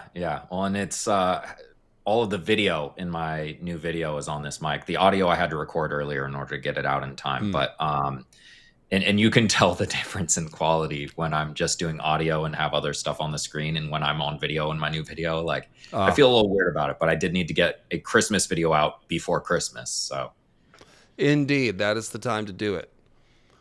So getting back to Patchface, dancing our way even back to Patchface, we find him offering to lead a rescue mission to Hardhome with one major catch, Sean. We've got to go into the sea and out again. yeah, into the other world and out again, into death and out again. Because who can do that? The leader of the Wild Hunt, our Harlequin, Odin, Patchface figure. And so it says, Patchface jumped up. I will lead it. His bells rang merrily. Gaily they ring. We will march into the sea and out again. Under the waves we will ride seahorses, and mermaids will blow seashells to announce our coming. Oh, oh, oh. They all laughed. Even Queen Celise allowed herself a thin smile. She's so unfun. John was less amused. Wow, John's even less fun. I will not ask my men to do what I will not do myself. I mean to lead the ranging. And of course, John is going into the sea and out again. He's dead. He's going to need to be reborn, potentially with the help of weirwood magic. So this is Patchface offering to lead a hunt of a sort. They'll be collecting the living and driving off the dead, ideally. Or if things don't go well, maybe everyone that goes to Hardhome would join the realm of the dead, join the army of the dead procession. So yeah. This implies a death. Go ahead. Oh, sorry. Well, and you know, we talked about from one of your early podcasts and videos about how the Devil's Bluster became Santa Claus's ho ho ho. But you know, we should also recognize that Patchface is a lot like Santa here, and him saying oh oh oh, and him, you know, saying what he did merrily. He's doing Santa Christmas stuff very directly. And he looks like Santa. His patches are red and green, are they not? Yes, they are. They are red and green. And that is from Harlequin as well. But yes, I guess he's offering a gift to John. He's like, oh, I'll do it for you. And John's like, no, I got to do it. It's my cross to bear. No, man, I'm the Santa. Yeah. He's the Jesus version. And so, of course, the idea of going into the sea and out again to go to Hardhome does make sense, actually, because it is specifically undead Night's Watchmen like Cold Hands and like John will be that do well north of the wall. That's who ranges the haunted forest. Ultimately, it's Cold Hands. He has no need for food or fire or shelter, as you guys know, no sleep. He doesn't need it. So he's ideal to go to Hardhome. And Cold Hands was probably saved by the children of the forest, meaning through weirwood magic. So he was reborn from the Green Sea, and he is the one, really, who can go to Hardhome. So good stuff there. And Dave, what have you theorized that Hardhome is? Volcano. Fuck you. But not even just that. How does Santa get into houses? Through the chimney. Yeah? Where smoke comes out? Yeah. Like a volcano. Yeah, and the whole chimney thing, they think may come from the fact that those shamans' tents had smoke holes in the top. And so that's where the shaman spirit would go in and out of. That's definitely one aspect of it. It's also, it has to do with the Holly King. So when you have the Holly King and the Oak King, the day of the Oak King's power in the middle of winter is Christmas, which is why Christianity marks it with Oak King, Jesus's birthday. So you have the one day in the winter that does not subscribe to all the winter themes. Even though it is the heart of winter, you feast. Even though food is Ghost more of scarce. Christmas Present style. Right. Even though it is the heart of winter, you make sure you have a roaring fire, even if coal is hard to afford, but you're burning summer trees to sacrifice the Summer King in the middle of winter and all these things. So it's the warmth of that going out of the chimney. It's like an offering to the Oak and Holly King cycle. So it's both of those things, because really you can trace that back to shamanism as well.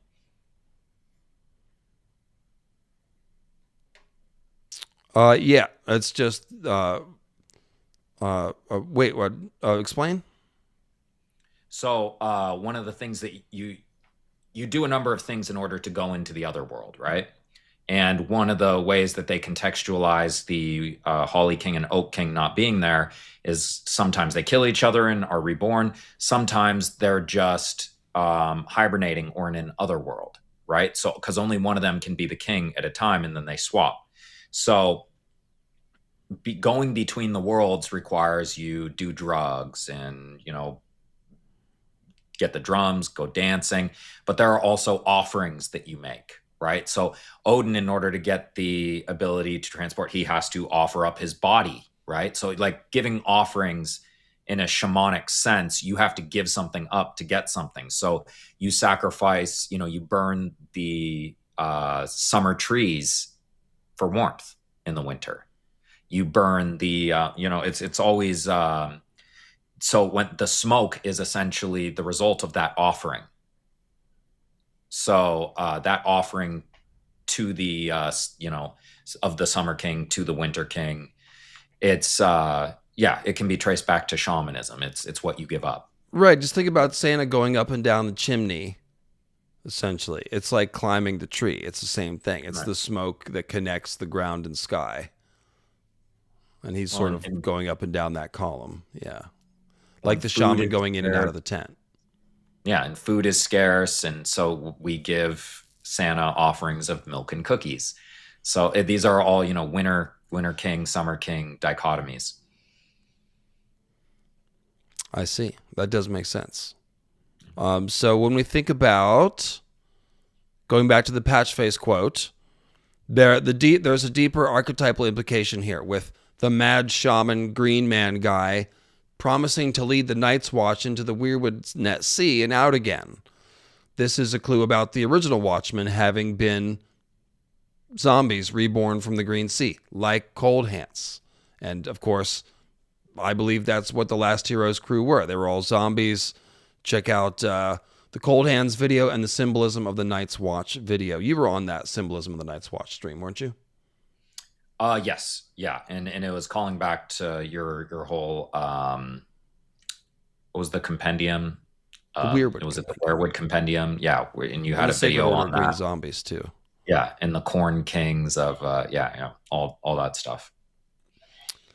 So we are at our at the bad Santa section now. We are officially in Santa mode.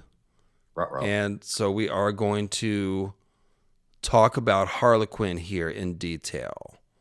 So Harlequin, and I wish I had a picture, but usually it's always triangular or diamond shaped motley that Harlequin wears.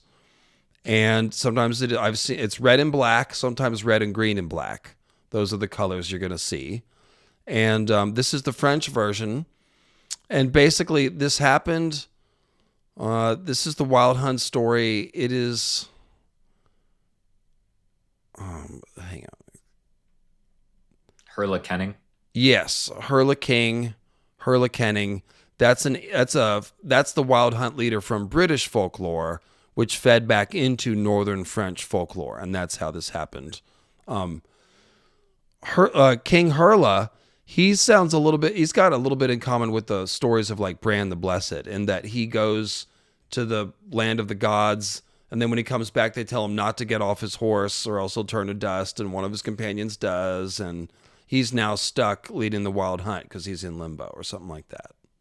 Yeah, so it's almost a certainty. You've talked a lot about Herne the Hunter, and he's basically Cold Hands. He's basically a leader of the Wild Hunt, but it's really kind of a combination of three characters, Harlequin or King Hurla being one of them, and the other two being Odin and Cernunnos. So you notice that Herne the Hunter, like his mount is more like Cernunnos. It's an antlered mount instead of a horse, right? Mm-hmm. And then it's Odin, and he's hung from Herne's tree, right, like Odin. Right. And then like this, he's cursed to not get off of his horse, and he has to keep doing this wild hunt. So it's really the combination of those three characters that fed into the legend of Herne, which was a more modern interpretation of those much older stories. Right. Yes. Tied to this one tree, Herne's oak, and potentially a real local event that became mythicized into this wild hunt folklore. But yeah, I actually didn't think about that. Yeah, he's both hung like Odin and he rides the horse, the death horse. And it's a stag. So it's I've seen it as a horse with antlers like sort of strapped to it. I've seen that as well, but yeah. But yeah, it's the point of that is like when Christianity was kind of coming through and it realized, we can't erase these traditions completely, but we do, we need them to respect Christianity. That was kind of the basis of fairy tales, is they de-emphasized them. They made them a little bit more whimsical. They made them a little bit less believable. And so they turned, the She into banshees and fae and stuff like that. And this is what they turned Odin and Cernunnos in these British traditions. They turned them into Herne the Hunter, which by the time we heard about it very directly was Shakespeare. And it's like nobody actually believes that in Shakespeare's time. But it is very much built on the traditions that existed in Britain from long before Christianity. So let's go back, and obviously we mentioned that Patchface, he's got red and green. Patchface specifically has diamonds tattooed on his face, and that is the motley of Harlequin. Right. One of the main hallmarks of Harlequin on the stage is because Harlequin is an evolution of the devil character from Renaissance plays, which the devil character that enters the stage with the ho, ho, ho, the devil's bluster. Harlequin is an evolution of that. And so often Harlequin has a demonic mask and is he's like a cultured devil, like a trickster devil. And he's also, one of the main hallmarks of Harlequin is extreme agility and his love of a good flourish. He does everything complex and flourishy instead of doing a simple movement. So every time he locomotes around the stage, somersaulting, backflipping, strange dance moves, and oh my, that's Patchface, isn't it? Hopping from one foot to the other, one world to the other. He's 1 foot in this world, 1 foot in this world. Oh, I didn't even think about that. I've been sitting here saying it, 1 foot in the spirit world 10 times. Yeah. And he loves doing that. And of course, before Patchface was drowned, he used to be more like an acrobat. He was capable of, he's very agile and could do somersaults and things.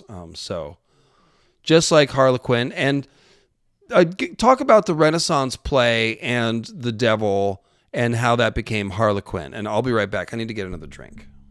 Sure. So this Harlequinning and basically just the iconography that came with it slowly made its way into theater. And the Harlequin as a trickster, not as Odin, even though obviously it originally comes from Harlequinning, who comes from Odin traditions, made it into these plays as the trickster, as the jester. Like the idea of the jester is derived, they're all derived backwards from that trickster traveler Odin. And like we were talking about earlier, you have the devil's bluster. Anytime the devil is on stage in medieval plays, he can be a shapeshifter and he can put on different outfits to hide himself. So in order to let the audience know, every time the devil came on stage, he would do the devil's bluster. Oh, oh, oh. And then we talked about how that translated to Santa. With every time you see Santa, he goes, ho, ho, ho. And so that's from the medieval tradition. And yes, it's from the devil, but it's also from the Harlequin as Odin, who, as a god of another religion, is the devil. And Odin, well known for wearing disguises and popping up God knows where, dressed as God knows what. Yeah. The one clue for Odin is it's got one eye. He could be a horse or an animal or something, a wolf, or a person, strange traveler, always with one eye. That's the giveaway. So kind of like the ho, ho, ho is the giveaway.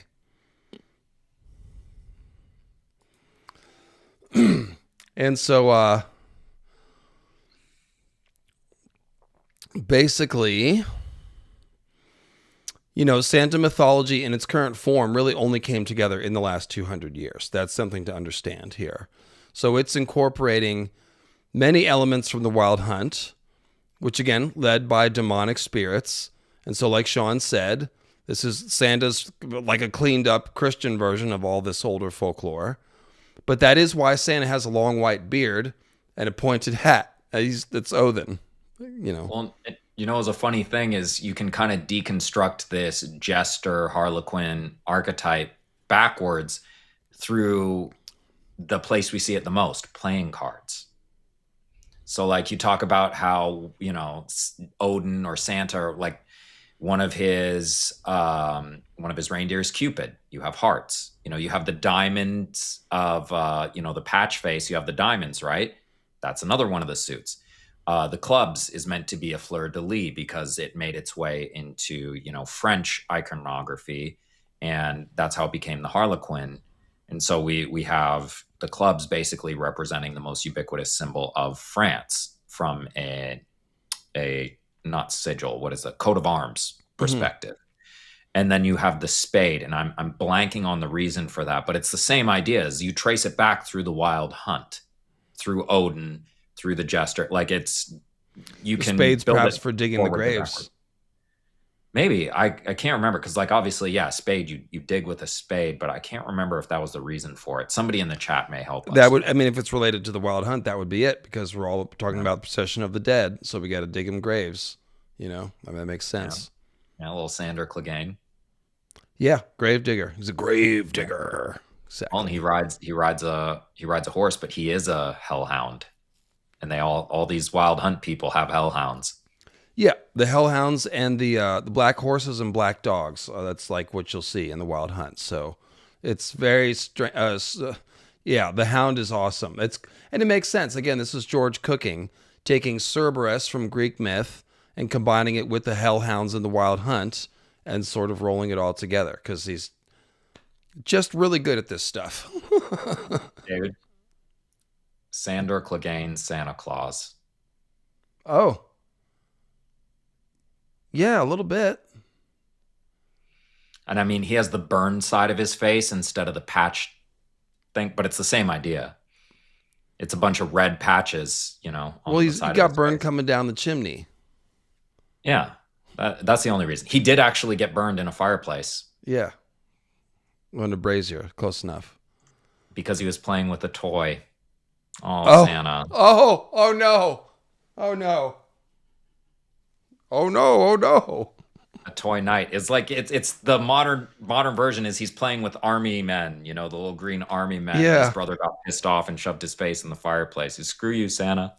Oh man, that's so funny. Now Odin also gives gifts, like we said. He gives out magical gifts mostly, but there's another thing we'll get to with the mushrooms. But he does give gifts like Santa. Santa lives at the North Pole with elves.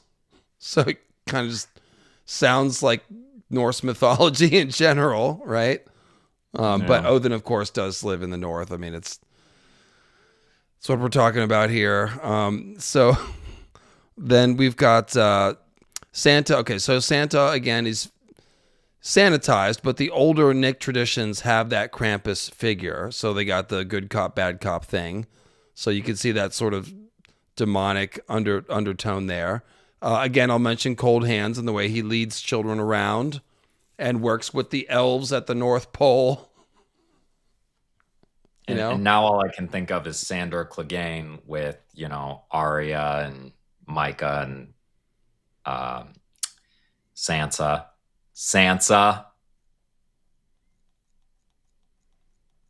Just saying, it's awfully close to Santa for her to be hanging around Sandor so much. Well, I don't know. I don't have an actual connection there. It's just. I don't know about Santa Stark. But Cold Cold Hands definitely works with the elves at the North Pole, and you'll note Patchface.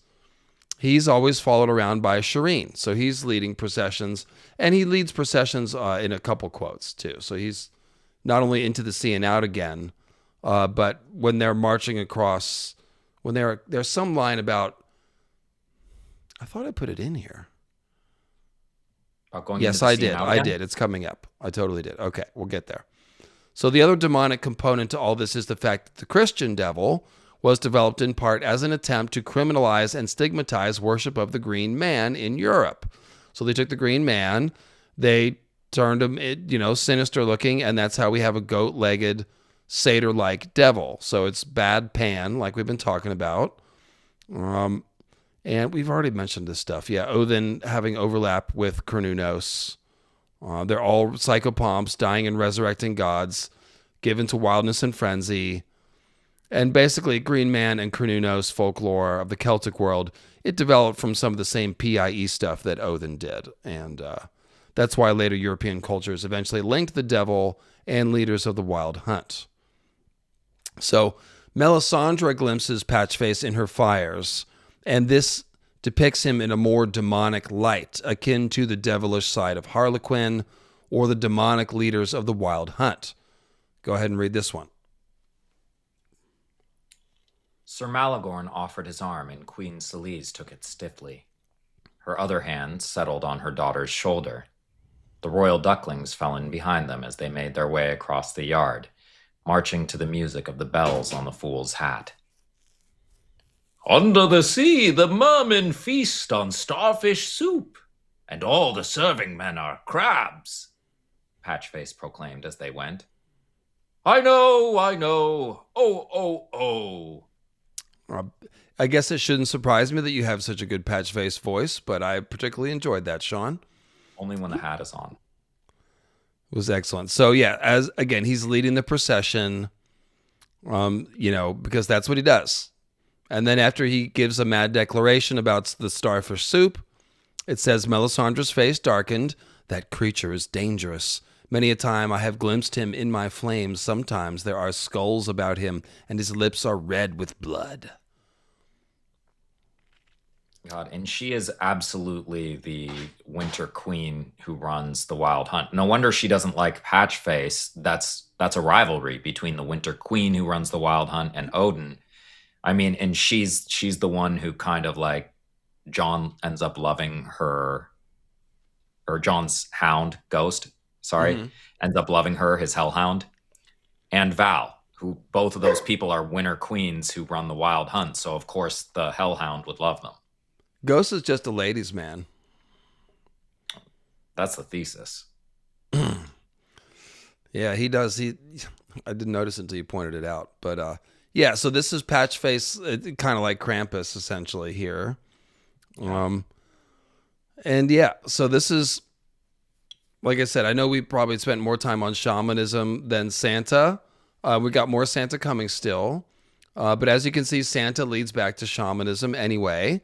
And it's actually much worse than that, because we got to talk about mushrooms now. A lot of the Christmas imagery, a lot of it, seems to come from shamanic solstice ceremonies featuring poisonous yet hallucinogenic Amanita muscaria mushrooms. Those are the red and white ones, which also inspired the red and white look of Santa's outfit and the red and white weirwood trees. So, let us talk about mushrooms, Sean. And I'm opening up this page. This I'm reading from a website called fungi.org. And this research is credited to Robert Gordon Wasson, an ethnomycologist, and anthropologist John Rush, although I could not find the original paper, which is being summarized here. But the important part is that we've all played Super Mario, where he goes to an other world and eats red and white mushrooms. Damn it. You're right. And he's dressed like Santa Claus. And his brother's dressed like Santa Claus, except green. Man, even the Japanese video game makers know about this shit. So, no, but I mean, in a very real sense, like this just falls very heavily into the Holly King. So you've talked a lot about the Oak and Holly Kings. The Holly King wears the green of nature, a grove. You have the holly, the ivy, the mistletoe, all of that. But you also have the red holly berries and the white of snow.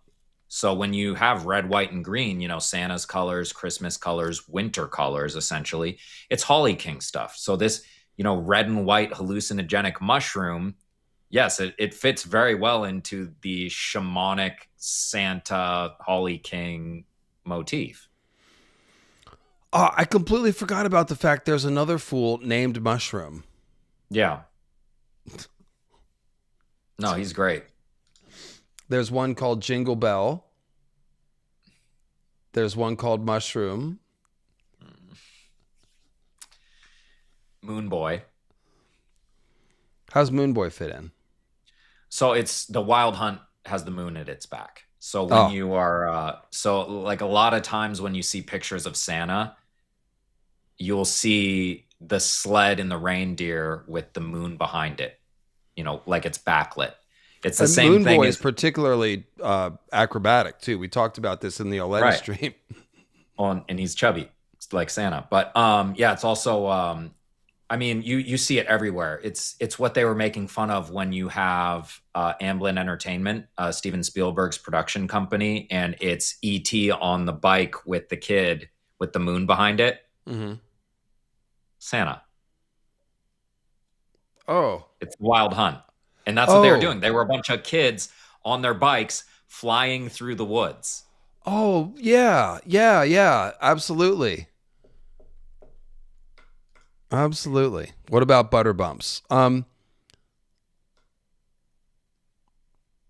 Don't know. Same thing. I mean, he's a chubby fool who's running around. I mean, he's saying truths, making fun of people that nobody else is allowed to say. That's Odin type stuff. And I mean, he's fake eating chickens. We went into this when we were doing the song, The Bear and the Maiden Fair. I said Moon Boy when I meant Butterbumps. Yeah. Butterbumps is the super athletic one. He's doing all kinds of gymnastics. Impossibly athletic for someone that large. He's, hopping through the other world. Yeah. So, okay, mushroom time, because we're closing in on 4 hours here. So these, again, Robert Gordon Wasson, ethnomycologist, and anthropologist John Rush have investigated fungi, the religious and ritualistic perspective, and also their psychotropic properties. In their research, both came to the conclusion that Amanita muscaria mushroom is closely related to Christmas imagery. And again, this is the red and white one that you think of when you think of mushrooms.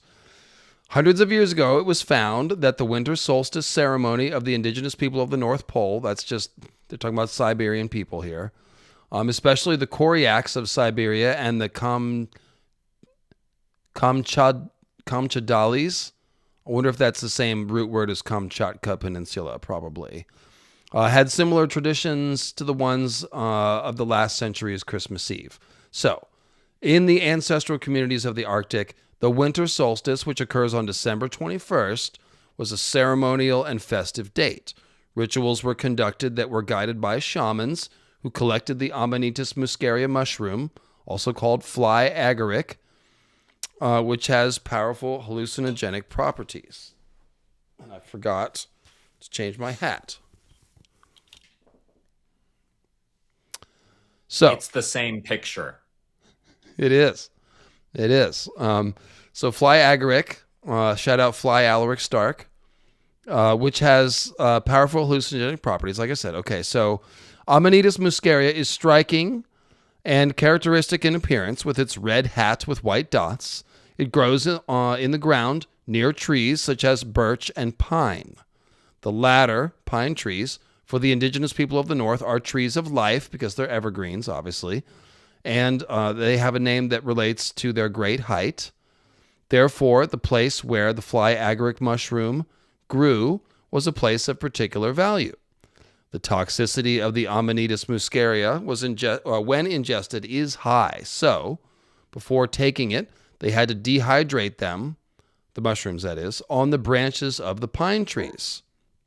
So think about, well, let me just keep reading. A second possibility was to put them in socks and spread them over the fire, an image that closely represents the Christmas tradition of hanging Christmas boots over the chimney.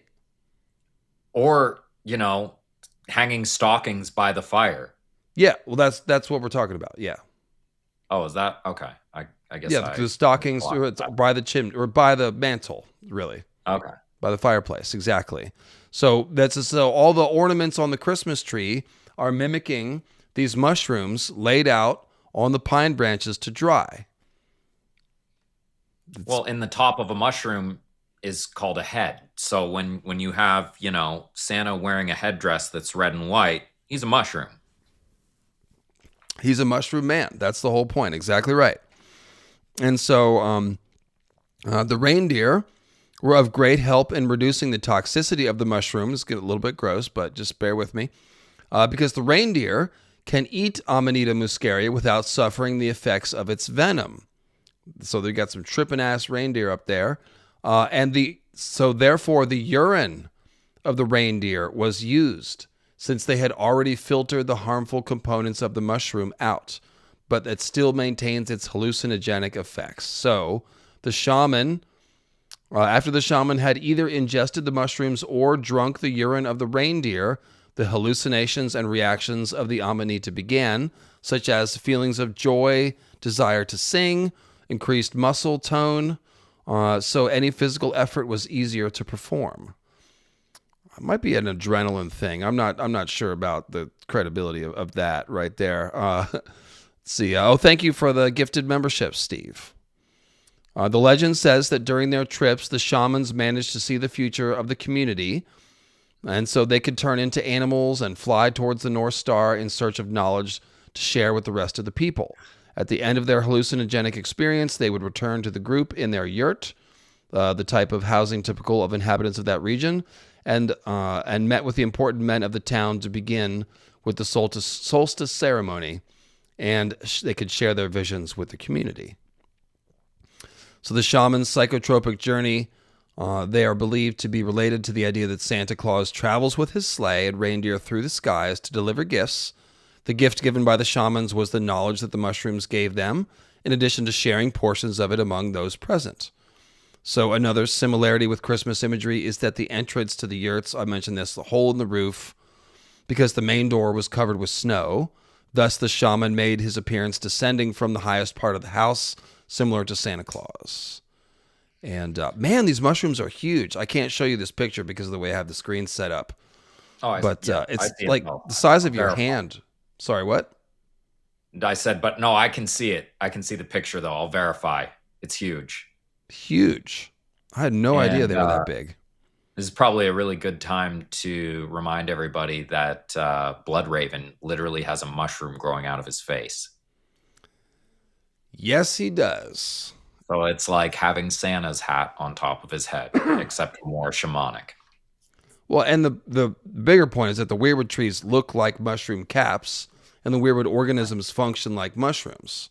Most of it's underground, and they're just popping up these little tree caps that look like the amanitas that help you trip and be a shaman. So this is all just very on the nose once you know your mythology. Clothing is another similarity because to honor the mushroom, the shamans dressed in red and white clothes. And to protect themselves from the snow, they used large reindeer leather boots that over time turned black. And that's why Santa's got the black boots. It's also why we got Bloodraven underground, because Mario, wearing your ceremonial headdress over here, likes to go into the pipes. He's a plumber. He goes underground. Bloop, bloop, bloop. So over time, this shamanic archetype changed. And it is said that with the travel of Druids, this tradition spread to Great Britain. Then through cultural exchange, and when they say that just means Celts. Yeah. Then through the cultural exchange, it was combined with Germanic and Nordic myth that related adventures such as those of Wotan and Odin and other gods who, when traveling during the night of the winter solstice, were chased by demons in a sleigh pulled by an 8-legged horse. It was said that a trail of red and white blood fell from the sleighs, and that those horses frothed white foam to the ground, and that's where the mushrooms would appear the following year. So, just a little folk belief. And then with time, Christianity related the Christmas tradition to the 4th century Turkish bishop Saint Nicholas, who also inspired the character of Santa, since he used to give gifts to those in need and especially to children. So a cheerful, playful, and at the same time realistic Santa Claus was the commission that Coca-Cola gave the illustrator Haddon Sundblom in 1931, hence the current image of Santa Claus. Thus, the power of the Amanita muscaria mushroom has marked the history of Christmas until today. The rites on the dates close to December solstice are preserved until today, with clear modifications, but the mushrooms remain present through Christmas decorations and designs that connect us with hundreds of years of tradition. So, yeah. The Sleipnir horse in the middle of that. What's that? You were reading, they connected the Sleipnir horse to this in the middle of all that. 8-legged horse. Oh, yeah. So, and in one interpretation of that, and a reason why Sleipnir has 8 legs instead of 2, it isn't just an arbitrary thing. The idea is that some cultures conceptualized the 4 winds as 4 horses. So, you've got 4 horses on the winds going in 4 different directions. If you can go anywhere, all 4 directions, essentially, you have an 8-legged horse. So the transportation that can go anywhere, that can go through worlds, blah, blah, blah, it's the horse of all 4 winds. So this is one of those things where there's a bunch of folk explanations wandering around. There's one that says it's the 4 pallbearers that hold a coffin. So there's 8 legs to 4 people. The coffin is a transport to the realm of the dead. I don't know if that's true. And then there's also been research that shows there's a certain gait of horse galloping that looks like it has 8 legs, and that there may be a reference to that specific gait. So I don't know, but yeah. Well, I bet if you take a bunch of mushrooms and you watch a horse run super fast, it looks like they have extra legs. So I've actually speculated with a friend of mine that this is the origin of the Vedic deities with 8 and 10 arms and things. They're drinking soma and then watching the girls dance by firelight, because they're always doing these fire rituals at night. So not only are they on hallucinogenics, but they're watching the dancers dancing in front of the fire. Like, yeah, they got fucking 12 arms, man. That's what's funny. So the Beatles used to take a bunch of LSD, and they went to India and they did a bunch of LSD in India, and they're talking about the people dancing and how they got extra arms, and they're like, the religion is real. So, okay. So yeah, I'm not the first person to, does seem obvious. So, so again, talking about the weirwoods, Bloodraven has the mushroom, and then we've got the fool mushroom. Yeah. So you can see George is tying all these concepts together. And one of the fools is called Jingle Bell, because jingle bells. Well, and mushroom is largely a stand-in for Tyrion. So Tyrion is obviously, as a, his internal monologue talks about being a fool and a jester all the goddamn time, and about, his dad hating that he learned how to do like cartwheels and stuff. There are a lot of themes about him trying to avoid his fate as like an Odin jester, basically, which makes a lot of sense when his character in the Dance of the Dragons is literally a fool who's part of everything and one of the actual sources historically. Yeah, I didn't think about that, but yes, he is writing things down like a bard or record keeper. Mm-hmm. And he's got a lot of connections to Tyrion in that he's lecherous. Like, he tells some of the stories like he was the one having sex with Rhaenyra, or he was the one, blah, blah, blah. And, he's drinking all the time, and he's doing a fair amount of lying, which is something Tyrion does.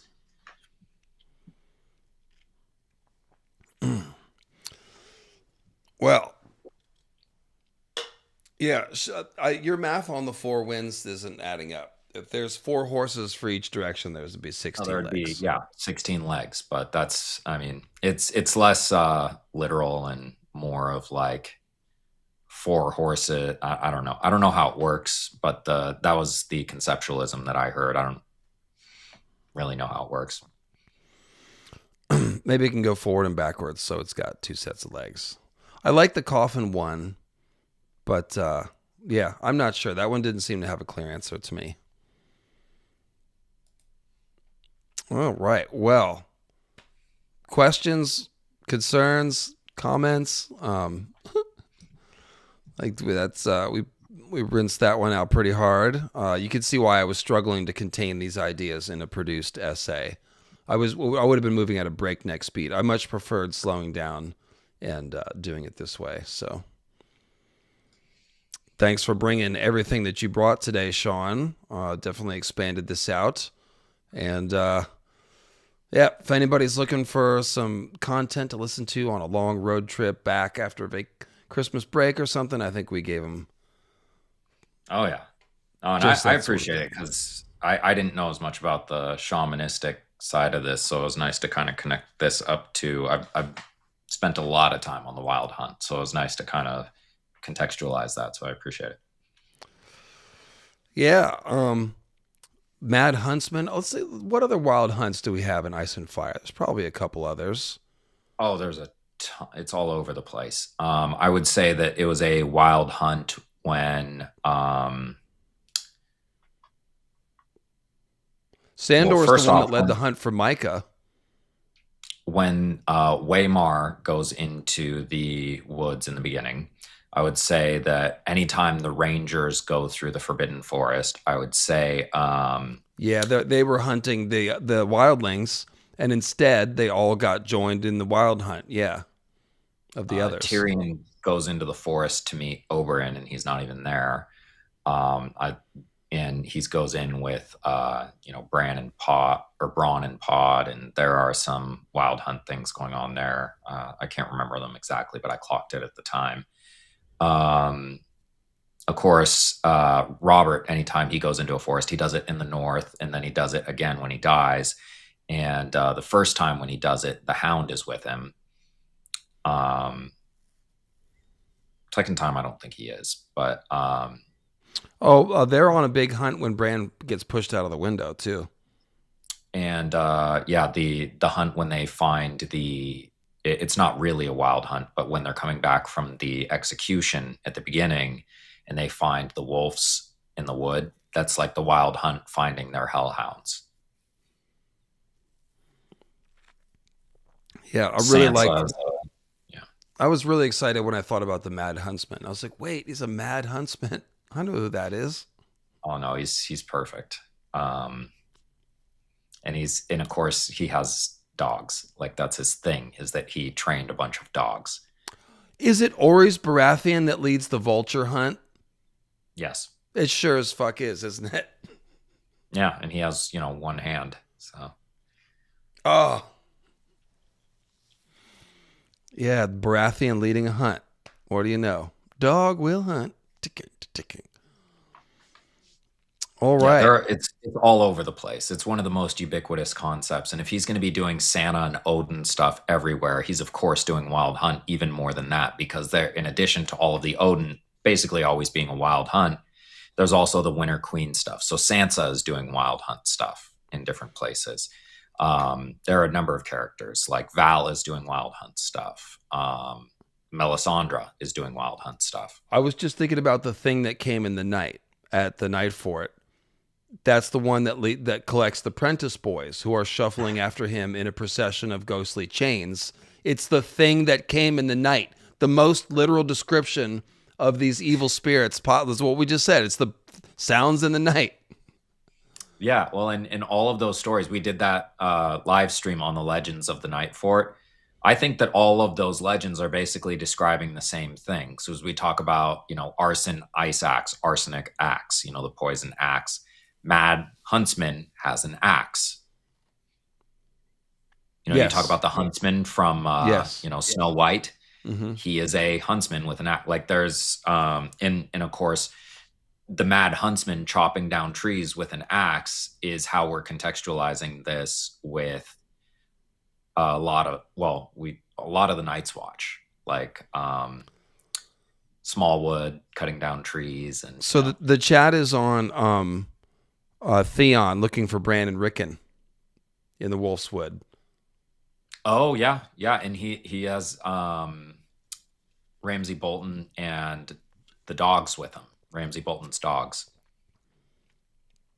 Ramsay being the devil with his dogs. Yep. And Ramsay does a lot of hunting. When he catches people, he kills them. And There's also what's the other one? Jamie's hunting in the Riverlands. I'm so glad I remembered the vulture hunt. There's Brienne going through the woods with Heil Hunt. Oh, yep. So there's your Knight's Queen got control of the hunt again. And she hunts down bloody mummers and kills them. She also takes a little boy. Shagwell the fool. Okay, so Shagwell, he's shaggy like a hairy man, comes out of the well like like one of the Yggdrasil springs or wells, just like Sam coming out of the well. Patchface motley figure dancing around, making rhymes, and then of course he ends up dead. Oh no, he comes out of the tree. He comes down from the weirwood canopy, Sean. He's hiding up in the weirwood tree, the skinny one at the Whispers. I think they're talking about two different things because there's also Shagwell at Harrenhal, right? I don't remember what happens at Harrenhal. That's not with Brienne, though. That's not with Brienne. But when she fights him on the Whispers, which is all weirwood symbolism, obviously the Whispers, right.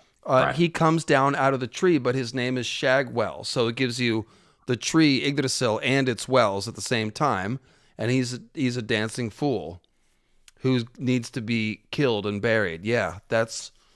Well, and one motif that I was messing with when I was doing my video is Scrooge's nephew. His name is Frederick Hollywell. And he's playing a pretty classic Holly King. He does all the same things that the Ghost of Christmas Present does. But Hollywell, in addition to meaning like, a well and Holly like a Holly King, it's the name Hollywell in England is derived from the idea of holy wells, which is what they called spring, like natural springs, like a warm water aquifer that comes up from the ground, because in winter that could save you. So it was viewed as like a sacred gift from God or the gods that, this warm water is coming up from the ground and it's drinkable and it's warm and, all that. So holy wells, sacred wells. So anytime we see that, George is playing with a lot of similar ideas. The entire idea of Winterfell is based on that. Yeah, Samuel comes out of the well. There's a lot of well stuff going on. Blackberry in the chat, you're going to like this. Lady Stoneheart hunting down all the Freys. Oh, yeah. She's a classic Winter Queen figure, and she's got dogs, right? Got Starks. Mm-hmm. Well, no, but I mean, she has a Lemon Cloak wearing Sandor Clegane's helm. Oh, yes. Yes, she does. And when she catches people, she hangs them. She gives them oathen deaths. She always hangs them on trees. Mm-hmm. And also, we're talking about the dancing feet and stuff. Like when people are hanged, their feet kick and dance, kind of. So there's... Oh, that's great. You know what? What's another thing is, especially with the female wild hunt figures, one thing that they do sometimes is if they catch you, they'll turn you into the hounds. So the idea that Lemon Cloak gets that helm and puts it on, she turned him into a hound. It's funny. And it's also the same thing that happened when Rorge took it, because they had their own wild hunt going, right? Yeah, that's great. So like we said, there's a lot of shamanism and wild hunt and Santa mythology and ice and fire, and that was 4 hours of me and Sean teasing it apart for y'all. So hope you enjoy that sort of thing. And go watch Sean's Christmas Carol video if you need more Christmas content. That is on the Hero with 1,000 Voices YouTube channel. I've got a few links to add to the description here when I'm done, so I'll put that in there, as well as some of the videos we talked about in the Krecken Ford video, and also the video about shamanism and animism going back 400 years. You guys will find that interesting, so I will check back, in an hour or two, and those will all be in there. So. All right. Well, Merry Christmas. Thanks for having me on. Yeah, man. Thanks for coming. This was fun. This was just what I envisioned, maybe a little bit longer, but, my estimates on the length of content are never right. So you do a bunch of shrooms who can keep track of time. Who can? It's a river, you know? It flows on by. So thanks, guys. Merry Christmas to all of you. Happy holidays. And just to let you know, next Sunday, it'll be me and Sean again with the Aria. Mercy wins the winter chapter. And then during the week, I will have 3 false heads of the dragon. That'll be on, I guess, New Year's Eve. That might come out, or maybe the day before. 3 false heads of the dragon to close out the year. And then the following Sunday will be Tim joining us for the Forsaken. So, and then it's time for Dunk and Egg. Arya's running a wild hunt through her horse, who's named after a witch queen. Or sorry, her wolf. Her wolf is leading a hunt. Absolutely, it is. Absolutely, it is. And Bran literally he says Arya named her wolf after a witch queen from history or something. Yeah. Okay. Yeah. That's awesome. Man. Apparently when you're a writer and you're writing your fantasy, you don't stop with like, oh, this character is like this mythical figure. You got to get like at least 7 different mythical fathers or mothers and put them into that one character and then try to make it all work through the whole story. Like, that's crazy, dude.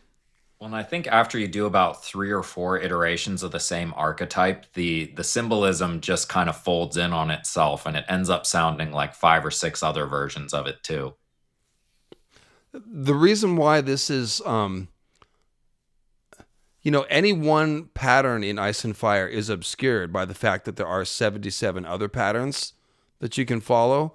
But like whenever you isolate all the common elements, like the description of Beric and Bloodraven, and you put them next to each other, you're like, oh, that's same character, you know?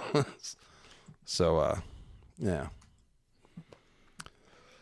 All right, guys. Well, I love y'all. Thanks for coming through and spending your holidays with us. And we'll see you soon with more videos and Sunday streams. So, cheers.